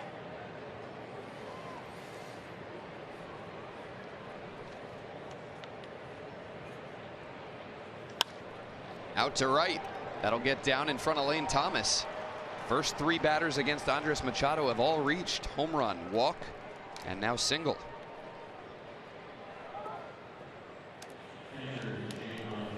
Matt Vierling continues his dominance at Nationals Park in his career, coming into the game batting .421 with an OPS close to 1,300 career in this yard. Those numbers going up.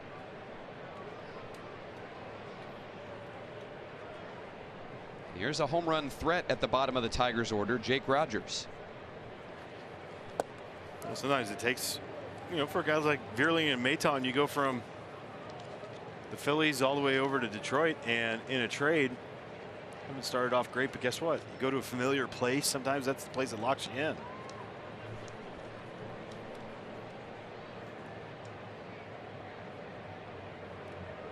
Heard visiting hitters talk about how they see the ball well here at Nationals Park in terms of the batter's eye.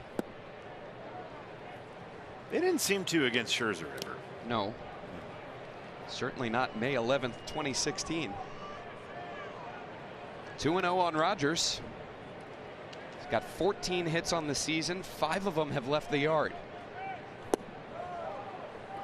3-0. Watching those highlights and everything, and then watching the hug by the Buffalo, Wilson Ramos. I feel like the only time that we ever saw the Buffalo doing something as far as the hug with the pitcher was the World Series, right? I mean, he was involved with all the no-hitters, the 20 strikeout games. It just felt like every important thing. Wilson was the catcher. Just felt like that. I know it wasn't. Yeah, caught 3 no-hitters here in DC, both of Max's and Jordan Zimmerman's, and then the 20K game, of course. That fastball's in there for strike 1.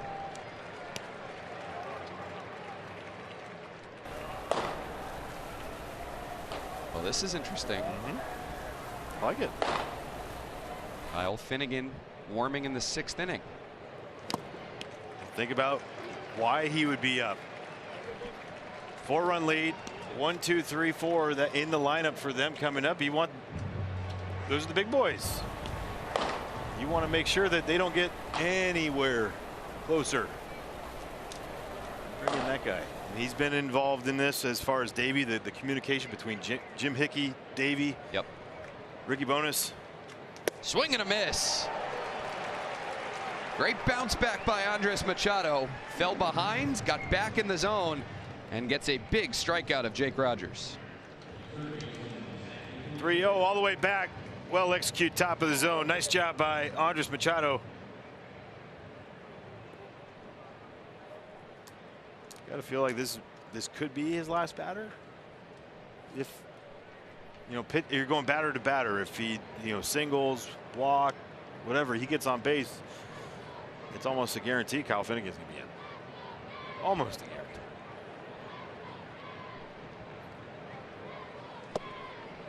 Zach McKinstry has walked twice in his 3 plate appearances today.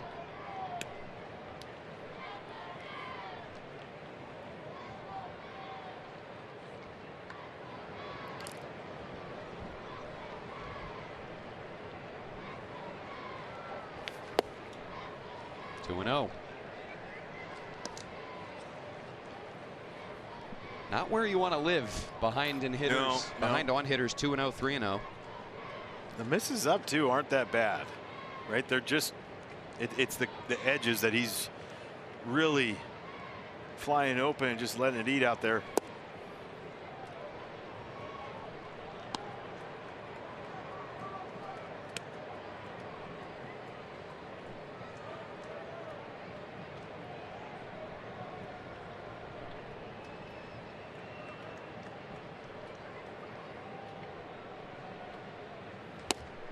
McKinstry taking all the way, 3-1.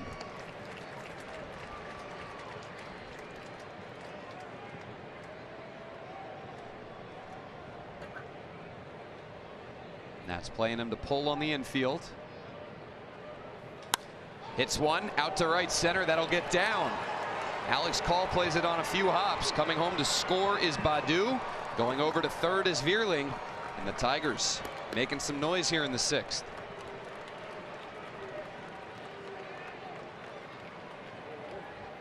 Great job by Alex Call to keep that a single. Double play still in order. Well, Tigers get to Andres Machado and have made things pretty interesting here in the 6th. Kyle Finnegan coming in.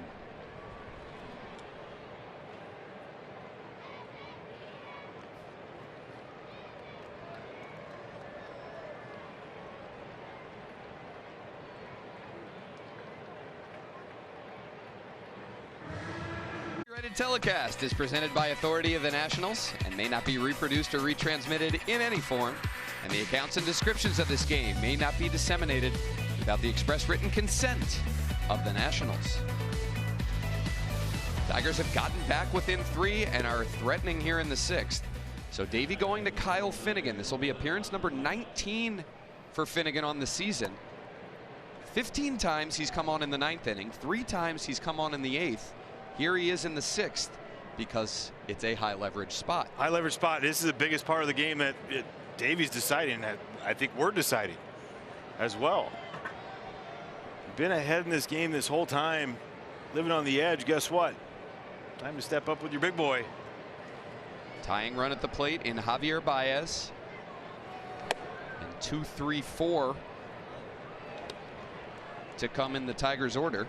Baez, Green, and Torkelson. Sinker split slider. A lot less slider of late from Kyle Finnegan. Swing and a miss. Fastball elevated.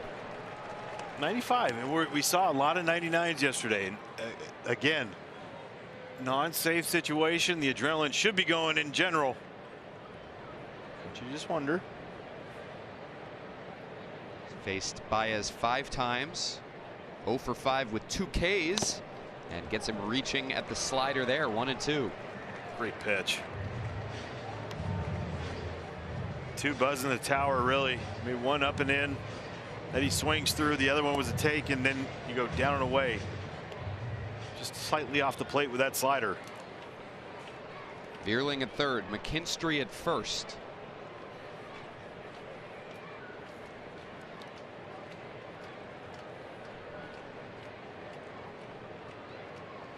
Got him.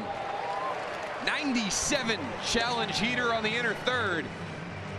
Javier Baez down on strikes. 4 pitches, all 4, I think, perfectly executed, even when the one that was a ball. In, away, and then right back in. Nice job. Now Finnegan will get Riley Green. 0 for 3 with a strikeout and a double play ball today.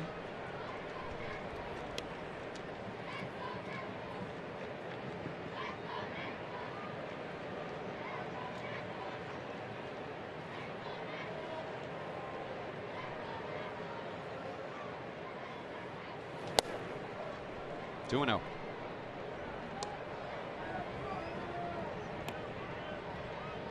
I love the fact that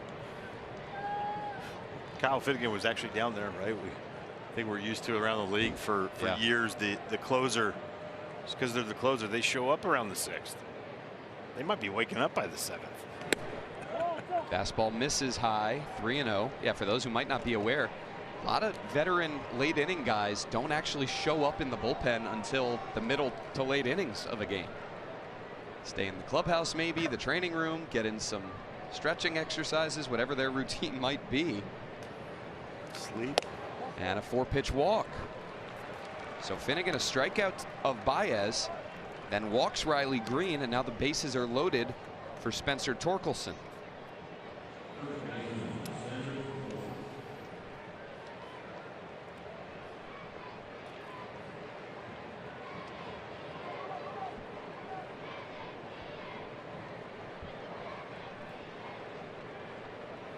These two have not met before.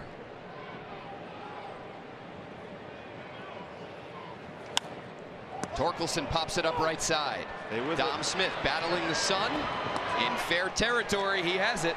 And Kyle Finnegan, used to pitch in the 9th, sometimes the 8th, gets the job done in the 6th.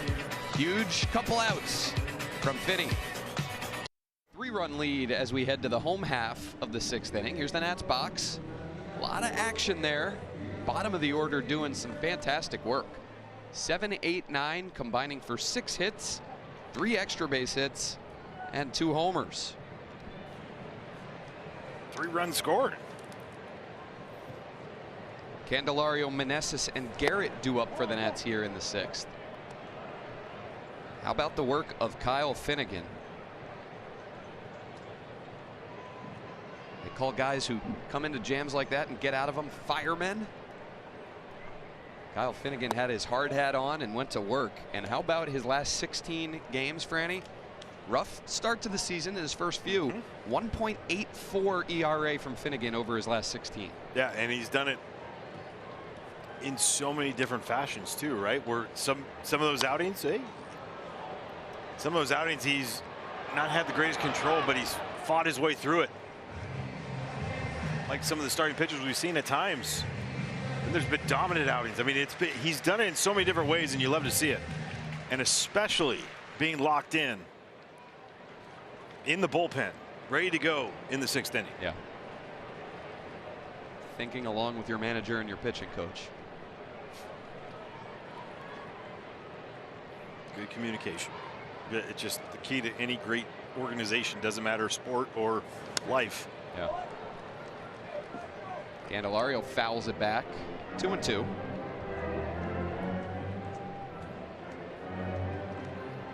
He likes to communicate. Davey communicates incredibly well with everybody.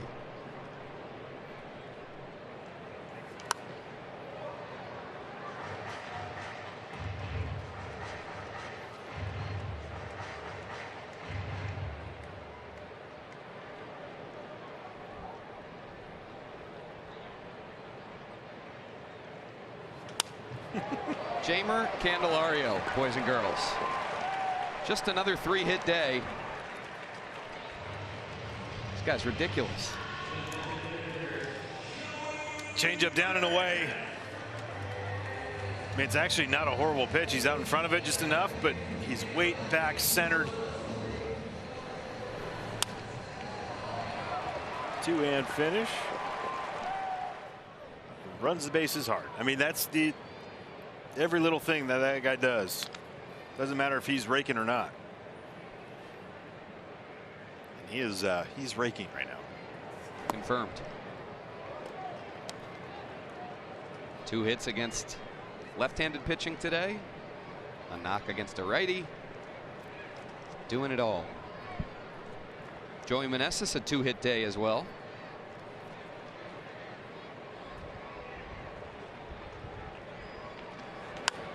Meneses pops one up on the infield. Just behind the infield.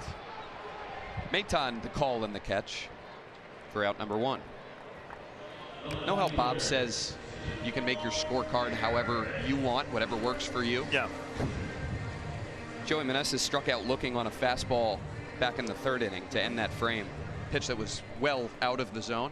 I looked down at my card here. I put a question mark next to the strikeout. I like that. I mean, then DJ Rayburn really gets into your book, so you know he's there. Right. That's right. Now, what about a pitch violation strikeout for you? What do you do? I have not had one of those yet when I've been up here. Just with you you. Haven't thought about it? Yeah, I have not. I like the sideways. Okay. Okay. There's the upside down. There's the regular K. Yeah. And the sideways K. Just saying. Just keep rotating that K in different angles. Right. Stone Garrett, an RBI single in the 1st. Pop out and a strikeout to go along with it. And a ground ball up the middle. So get past the diving Maton.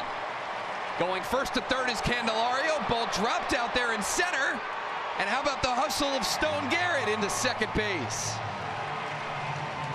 Nats are running the bases incredibly hard here today. Led by Jeimer Candelario. Great job. Stone Garrett with the base hit, but running with his eyes up. 108 off the bat yet again. Another bullet. And then when you run the bases hard, and that becomes the MO, and especially like for Jeimer, I feel like that is noted by their outfielders. Maybe a little bit of the reason why Riley Green makes that mistake, and Stone moves Javi Baez out of the way. Please move. Thank you. And it would be large for the Nationals to answer here in the bottom half of the sixth after the Tigers put up a 2-spot last half inning. Feel like they might have a chance in this ball game all of a sudden. Get back in the run column and snatch that momentum right back. This is the second time today that Tyler Alexander, I should say, has started getting loose.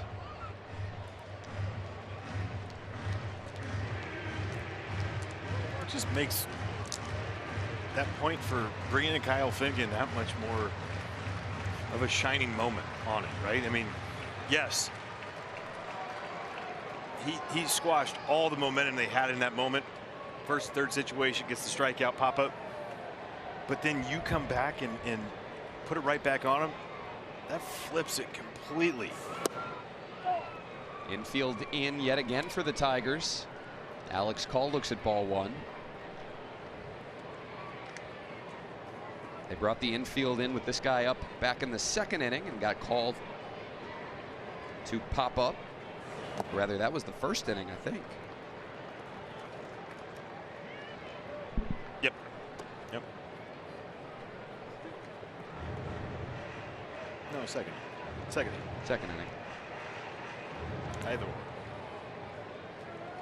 Flip a coin, make a choice. Second. We're going second. Done. Call ahead in the count, 2-0.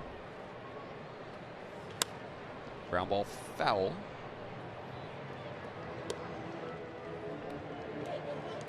I think early on too this year, Alex Call, he had a couple sac flies early on, and it was about hunting pitches more middle of the plate. We're seeing them chase a little bit more with these situations, almost trying to will it to happen, just not letting it happen. Stick with your plan.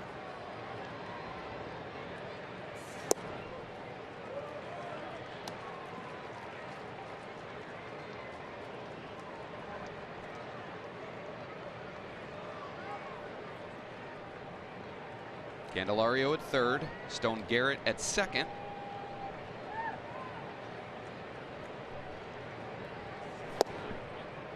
Gets the outer third, 3-2.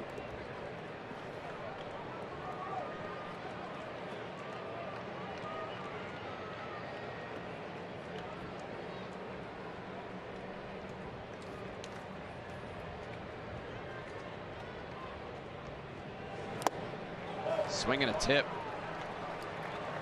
Jake Rogers holds it, and that's a big second out for the Tigers. AJ Hinch not going to wait any longer, going back to his bullpen, wants the left-hander Alexander for the left-handed hitting Dominic Smith. Nats still with 2 in scoring position, a chance to add some key insurance runs here. Dom against Alexander next.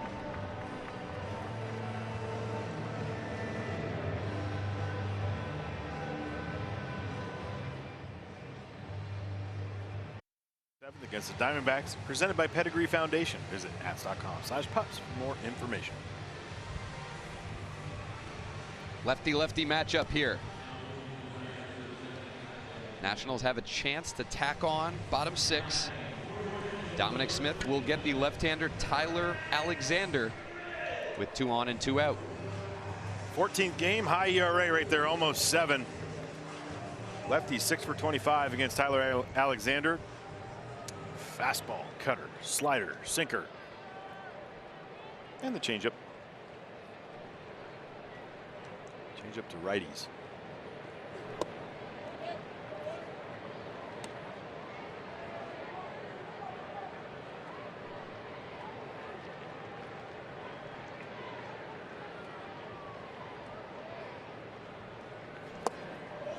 Two and 0 to Dom. And you're asking, this is the reason why there's been a lot of success from Dom. It's that pitch away that you see him randomly, he'll chase, but for the most part, he sees it well out of the hands from lefties. Oh, to get to that pitch right there.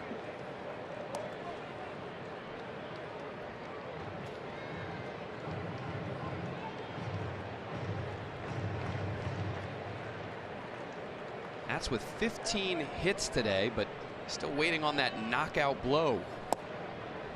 That just clips the outside edge, says DJ Rayburn. Dom Smith does not like it. How about the 26 chances combined between both teams with RISP?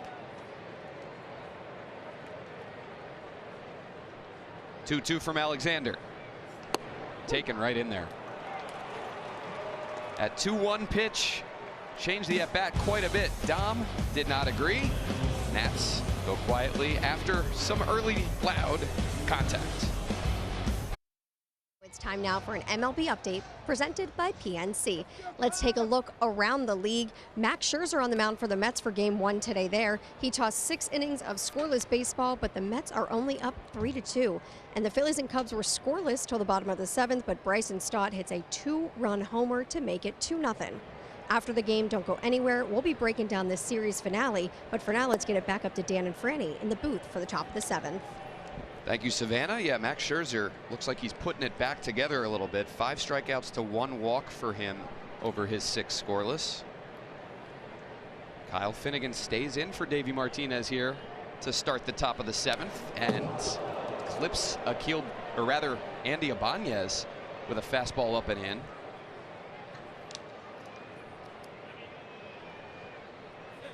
This one chased him. Oof, so lucky that it was his shoulder. Oof. I found those to be the worst too, because it's right there at that shoulder, top of the shoulder. Not a lot of protection up there. I'm just glad it got that and nothing around the head.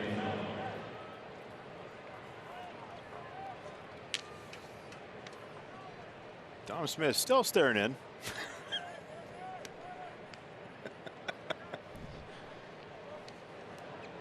He's had quite a bit of company over there the last few innings.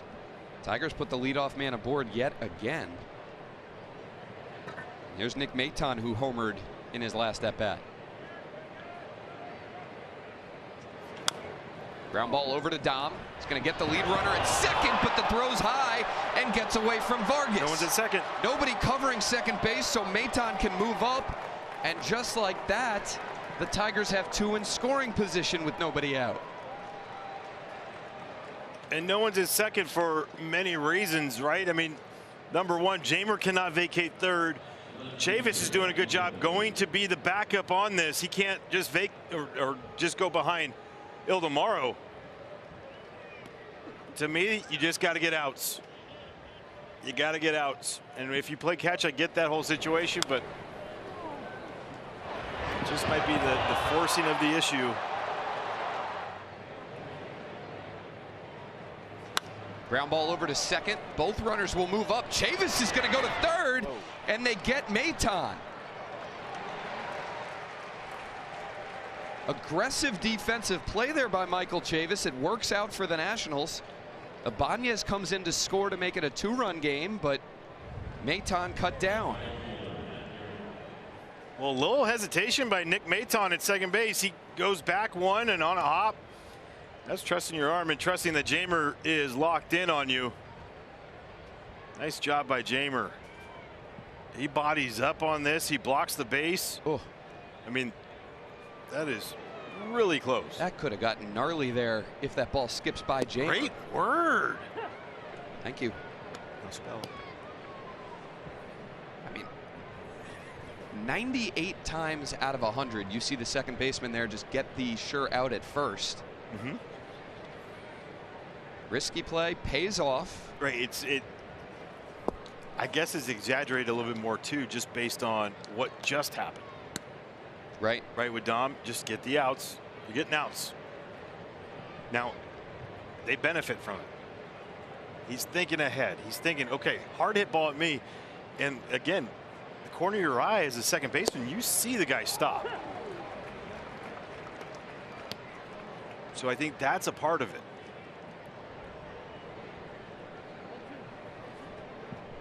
So a 4-5 fielder's choice, RBI to Baddoo. And here's Matt Vierling in now a 2-run game. Runner takes off from first. Ground ball to short. That'll keep them out of the double play. Vargas across for out number 2.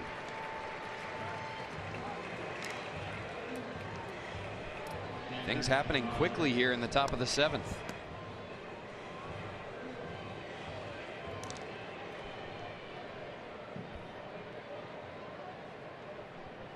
Oh, AJ Hinch putting the runner in motion right there. Kyle Finnegan, we know, doesn't hold runners great. High leg kick by him.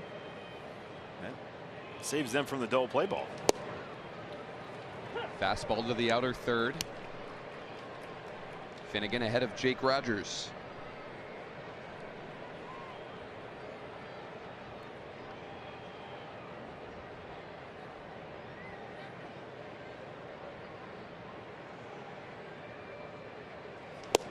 Let's say they get out of this inning right here. There's a good chance that you're going to see Hunter Harvey in the 8th. With the top of the Tigers order due up. Yep. You would think. I mean, there's that opportunity. 0-2 on Rogers. Just misses. Well, Davey Martinez yesterday went and got Patrick Corbin after 6 innings, which meant that he went to his A bullpen 7, 8, 9 in Edwards, Harvey, and Finnegan. So all 3 of those guys worked yesterday.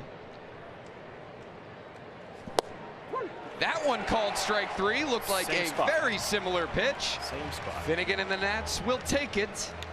And they still have a 2-run lead as we stretch at Nationals Park.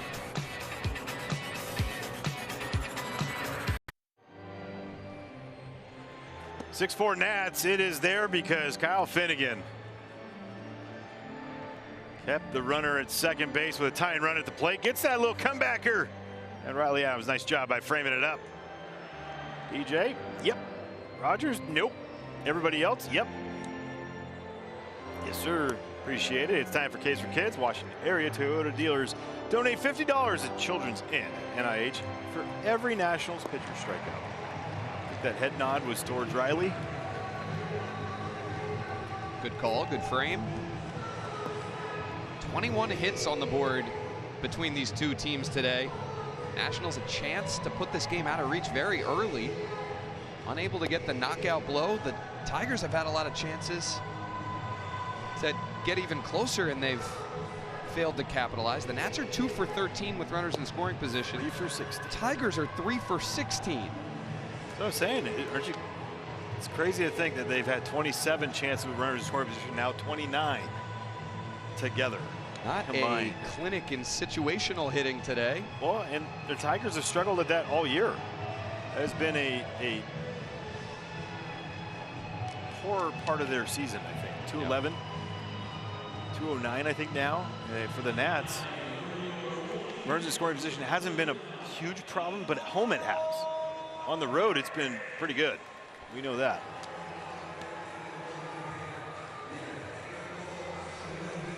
Seven, 8, 9 due up for the Nats here. Bottom 7. Vargas, Chavis, and Adams. Ildemaro swinging at the first pitch, sends one out to center. That'll carry to Riley Green for out number 1. So Carl Edwards Jr. will be the guy that will get the top of the Tigers order in the 7th, or rather in the 8th. McKinstry, Baez, and Green due up. How nice it is for Davey knowing that tomorrow's the day off. Yeah.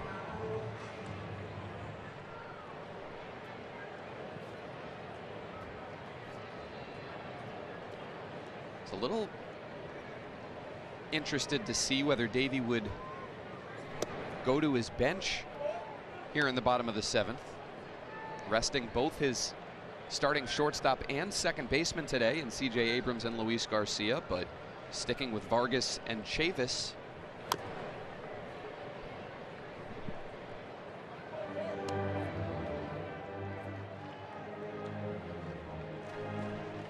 There's CJ. Back-to-back days off for Luis Garcia. Davey saying just wants him to get a chance to get a mental reset a little bit. He's noticed at times with Luis in the past when things start to go bad offensively that it can spiral a little bit. Yeah. So nip it in the bud. Give him yesterday off, today off, the scheduled team day off tomorrow, and then be ready to go for the Padres on Tuesday. Easy to say, but that's a manager knowing his player. Yeah. That's good point. It's so. I think we talk enough about the successes and of players, and oh yeah, he's putting him in a good spot. Well, also taking him out in a good spot too. Yeah. We're understanding that, hey, it spirals. What happens? What do I notice? You're not just managing the game from the first out to the last as Chavis takes strike 3. You're managing your people as well. Yep. So 2 down for the Nats here, bottom 7. I just enjoyed being around Davey just in general for the fact that you talk about each individual player, and he is dialed in on everything they're doing, the movements, the personality, what makes them tick. Yep.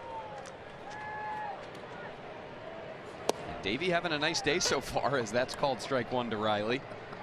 He goes to Vargas and Chavis and Adams at the bottom of his order. Those 3 each with at least 1 knock. Vargas and Adams both homers on their lines.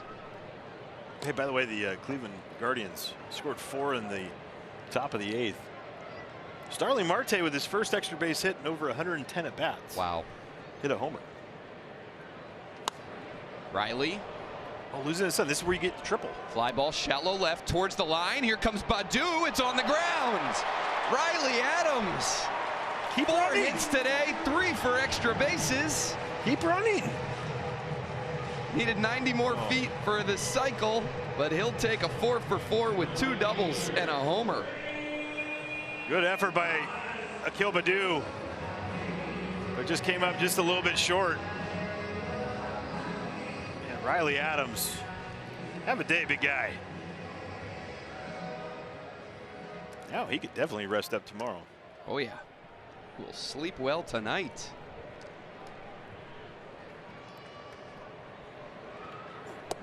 And it gives the Nats a chance to tack on here in the 7th with a runner now in scoring position with 2 outs. Lane Thomas singled on the first pitch that he saw today. 0 for 3 in the subsequent at-bats.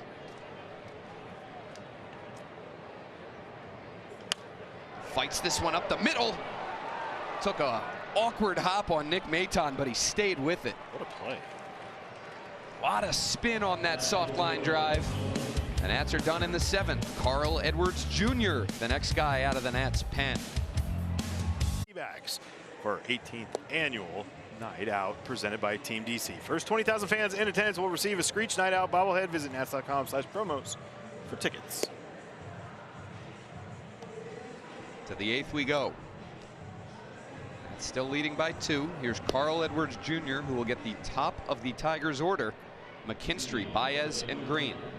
21st game for Carl Edwards Jr. 2.41 ERA. Looking good the last few outings. And why is that? He's throwing strikes at the bottom of the zone, elevating late. Didn't have his changeup yesterday. That was the one that he's had of late. The curveball, he's throwing a little bit more to right-handers of late as well. There's a first pitch fastball that gets the edge for strike 1.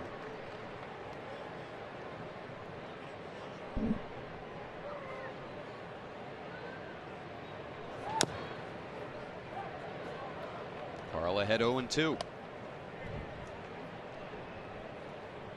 I don't know that we've talked about this enough, Franny, with Carl Edwards Jr. He was taken by the Rangers in the 2011 draft in the 48th round. Yeah, non-existent round now. Yep.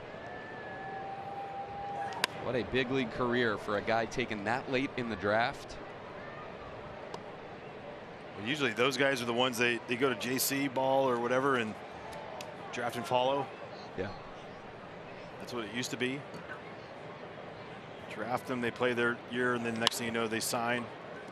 Ildemaro Vargas positioned perfectly and gets Zach McKinstry to start the 8th. That is no longer happening.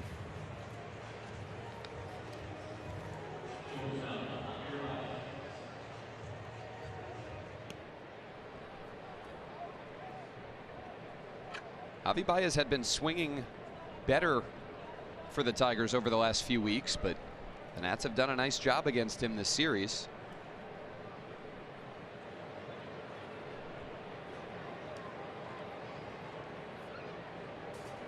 Reached back in the 3rd inning on a free pass, but 0 for 12 in this series, and Edwards ahead of him 0-1.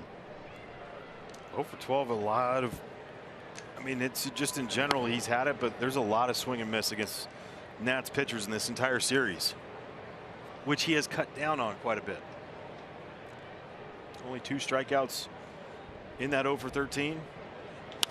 Weak ground ball out to short. Vargas gets rid of it quickly. 2 up, 2 down. But the one thing that it needs to be noted is for him being taken out, Javi Baez in a game early in April when they were struggling and he got benched by A.J. Hinch. Every time that there's been a ball in play, he is busting it down that line. You talk about a message that was sent and received by a player. You got to commend on that, all over that. Not a lot of managers do it these days.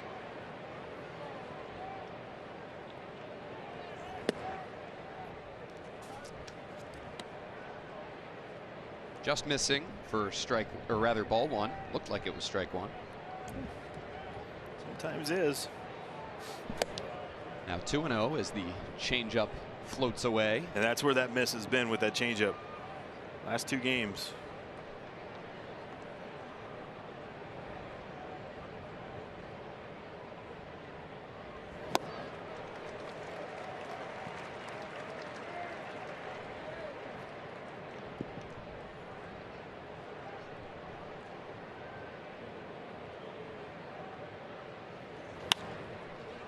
Carl Edwards Jr. filling up the strike zone.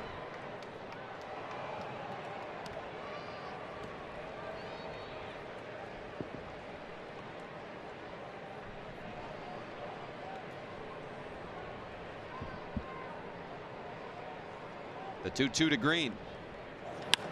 It's grounded over to Dominic Smith. He will flip to Carl Edwards Jr. and a 1-2-3 8th inning from the Nats right-hander. 3 ground balls to help Carl put up another 0. Jeimer Candelario batting .556 this week will lead off for the Nats as they try and add some insurance. The Padres come to town. First pitch of that series will be a little after 7 p.m. on Tuesday. We'll have Nats Extra pregame presented by DraftKings for you at 6:30. Padres came into today 6 games under 500 in 4th place in the NL West. The Nats, 16 hits for any on the board today. Let's check them out graphically. Singles? Well, they're singles. They're low. And then look at the homers. Riley Adams with the peak. Both of them, both the highest hits today, the double that he just hit. They landed in very similar areas, but him and Ildemaro, quite different ball flights. Yes. Jeimer Candelario, why not add another hit to his tally before this week is done? 4 for 5 today, batting .571 now over the course of this week. Okay, so how many hits? Well, let's see. He now has 16 hits this week. That locked it in. 16 hits in a week. Yeah, that you can't deny the guy the player of the week for Major League Baseball or the National League. Sorry, they don't do Major League Baseball. They do just National League. He did it. He already did it. Locked it in. And he did it against the guy that got him the other night on the hip shot, 98. Jason Foley. Been phenomenal this year. Minuscule ERA. 97 average on the sinker. Sinker slider change. We saw him 2 nights ago. Ground ball right side through. Joey Meneses will have his 3rd hit of the day, and the Nats threatening here in the 8th. Well, you're going to play the shifted guy over the middle when Dick Maton, the second baseman. Joey will take an inside sinker all day, every day to right field. So Jamer and Joey today, a combined 7 for 10. 7 singles. Stone Garrett try and keep this going against a guy with nasty stuff in Foley.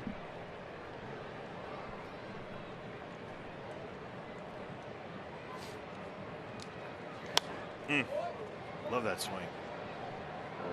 Just gets it out over the plate just enough. Let it eat.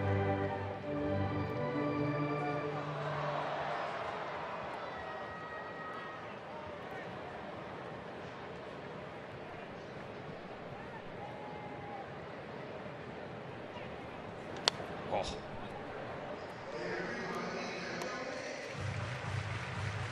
Couple big hacks from Stone, behind in the count now 1-2. Those 2 singles here from Candelario and Meneses, the Nationals have tied their season high in hits. Got 18, which they posted back on April 7th at Colorado. Still looking to add to those 6 runs, though.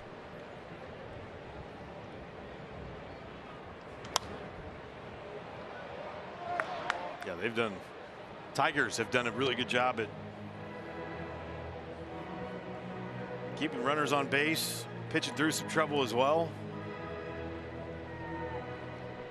They've had a bunch of runner at third, less than 2 is to go up against the Nats and kept them there.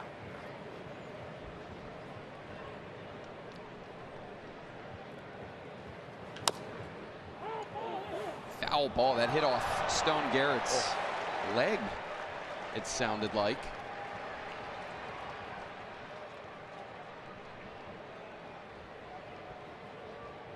Oh. That may be a glancing blow to many, but that doesn't feel right. Oof.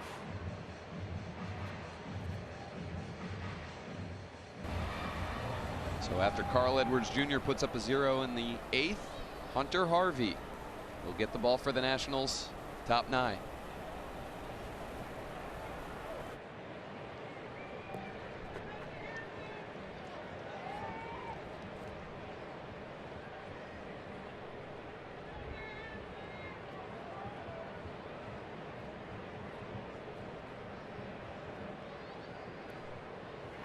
DJ Rayburn giving Stone Garrett plenty of time to shake that one off.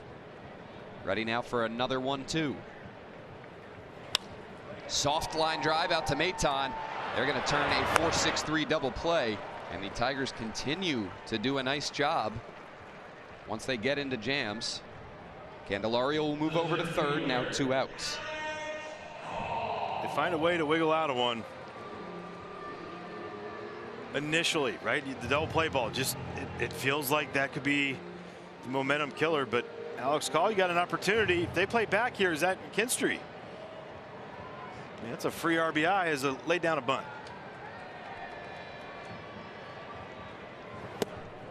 Big hack at 98.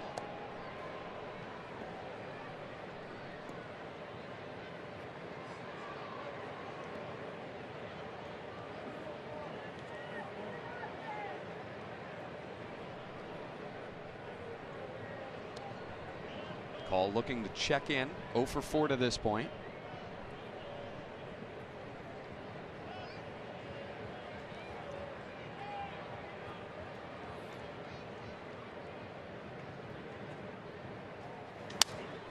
Fly ball right field, tailing, foul. It's gonna need a new bat.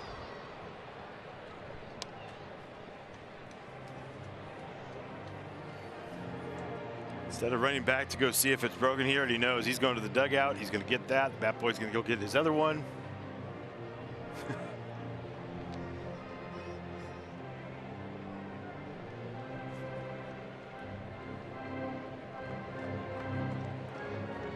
Alex Call won't need to take his standard 2-strike timeout here. The busted bat allows for that time anyway. What if they made you go get the bat, do all that stuff within that time frame too? Yeah. Been a little Bat boy obsessive. throwing the bat to you as you sprint back into the batter's box. Here's the 0-2. Ground ball back to the pitcher. Foley's going to make the play himself. And the Nats threaten but cannot score in the 8th, so it'll be a 2-run lead to the 9th. Hunter Harvey looking for his 2nd major league save. Hunter Harvey on to try and put a bow on this thing. Wrap up a 6-4 Nats win and a series win over the Tigers. Nationals right-hander got his first career major league save 2 weeks ago at Arizona. 2 appearances ago, he blew a save down in Miami, and now Franny right back on the horse, trying to pick up save number 2. Yeah, 20th appearance for Hunter yesterday, just fastball heavy. We saw the curveball to get the final out, but it was just heaters, painted heaters. He broke Riley's mid already, which is a fact. He went in to go get a new one. Well, the velocity from Hunter Harvey is never an issue, but he was on another level the other day, Franny, or I should say yesterday, consistently at 100 to 101. Yep. It's a big part of it. But where they were located, they weren't middle of the plate. They were 4 quadrants, top of the zone, down knees.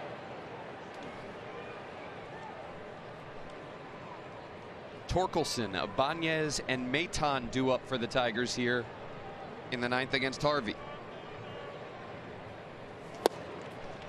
Fastball, 99, up and away for strike 1.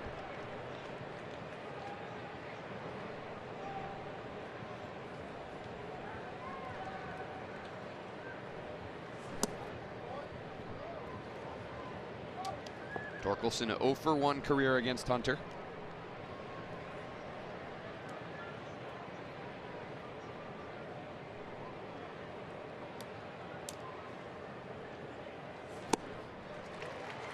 Sticking with the heater.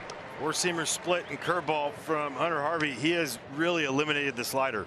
Last 3 weeks hasn't thrown one.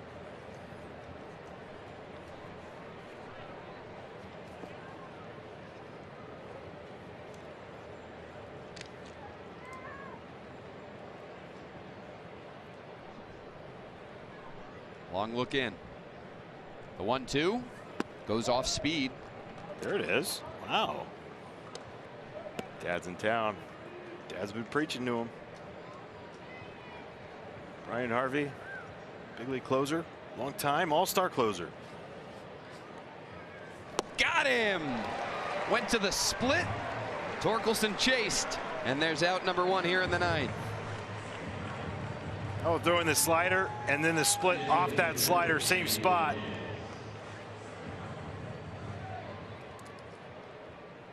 Nice job by Hunter to get out number 1. Here's Andy Ibanez.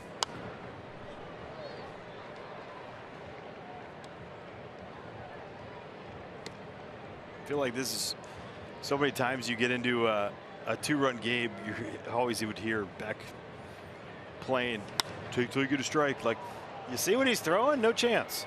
Fly ball to the track. Lane Thomas is there. And a quick 2 outs from Hunter Harvey here in the 9th.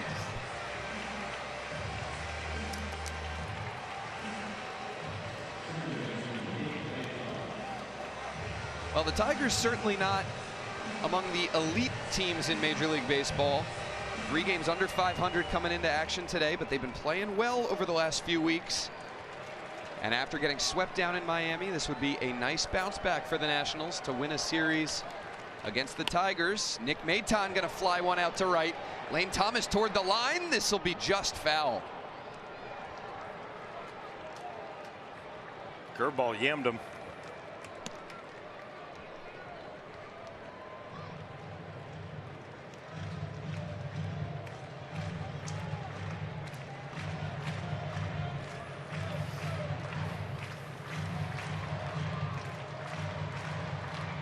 Maton 0 for 1 career against Hunter with a strikeout.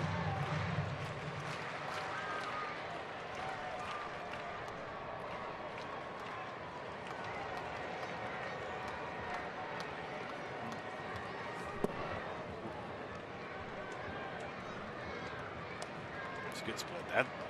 That's the one he wanted against Garrett Cooper. Yeah. Got the first 2 outs of that appearance. And things spiraled a little bit. Maton swings at a pitch down and in, and it's 1-2. Nasty split. It's like the split that had a little cut on it.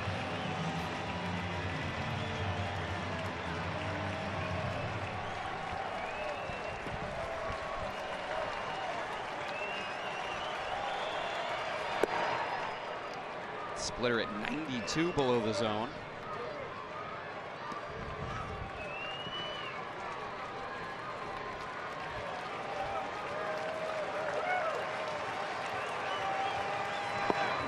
And the count's now full.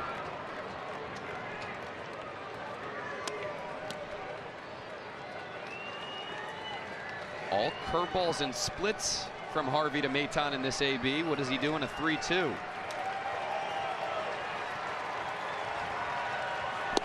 Fastball right in there. Harvey locks him up with 99, and the Nationals wrap up a 6-4 win over the Tigers. They take 2 of 3 from Detroit and get back on track here at home. Good effort by the boys, especially early, getting those 6 runs. But how about this heater? Middle. Nick Maton. Guessed wrong. The second save of Hunter Harvey's career, but you get 6 runs early on against Joey Wentz for the Nats hitters. Jeimer Candelario with another 4-hit game. Just the top of the order, the bottom of the order, everyone doing their job, finding the way. But Josiah Gray is going to be talked about with 6 walks today. It is the fact that he got through 5. Yeah. Found a way to get through 5, which is impressive. Something that we had been hoping to see. Him fight through something. Davey gave him that chance, gave him that opportunity. He showed it. Gained that trust. Not often you go 2 for 16 with runners in scoring position, strand 11 runners, and win a ball game, but the Nationals did that here today. Coming up on Nats Extra Post Game. Show you the afternoon of Jeimer Candelario. Wraps up a scorching hot week with a 4-hit ball game. Riley Adams, a 4-hit game as well. A career best for him, a home run and 2 doubles in there. And Davey Martinez, we'll hear from him in his post-game presser. A lot for the skipper to like today. Josiah Gray battled through 5. The Nats got some early offense, and they take this series with a win today. Savannah McCann now with Jeimer Candelario. Jeimer, you are on an absolute hot streak. 4 hits again today. What's clicking this week? You know, I was putting myself in a good position to help my team win. Right now, I'm working really hard with my hitting coaches and, you know, putting a good plan and execute it in the game. It's happening, man. Well, the team was having so much fun today, and especially you guys are getting 18 hits. How does it feel when the entire offense is working the way it was today? Getting hit is contagious, man. The guys just, you know, putting good swing on the ball, not trying to do too much. We're learning how to get quality ABs and consistent, and that's what we're doing right now. That's thank God that we got the W. And you could see how much fun you guys were having. Riley Adams gets to put on the wig, Ildemaro Vargas. How does it feel to close the series off with such a big win? It's always great. It's always great, you know, to win the series, play good ball games, and that's what we want right now. We can having quality ABs, just concentrate from the first inning to the 9th inning, and you know, dominate the game. That's what we did today. Absolutely, you guys did that today. Thanks so much, Jeimer. Go enjoy the win. Thank you. Don't go anywhere. We will be breaking down this big win for the Nationals. 18 hits to talk about. That's extra coming up next.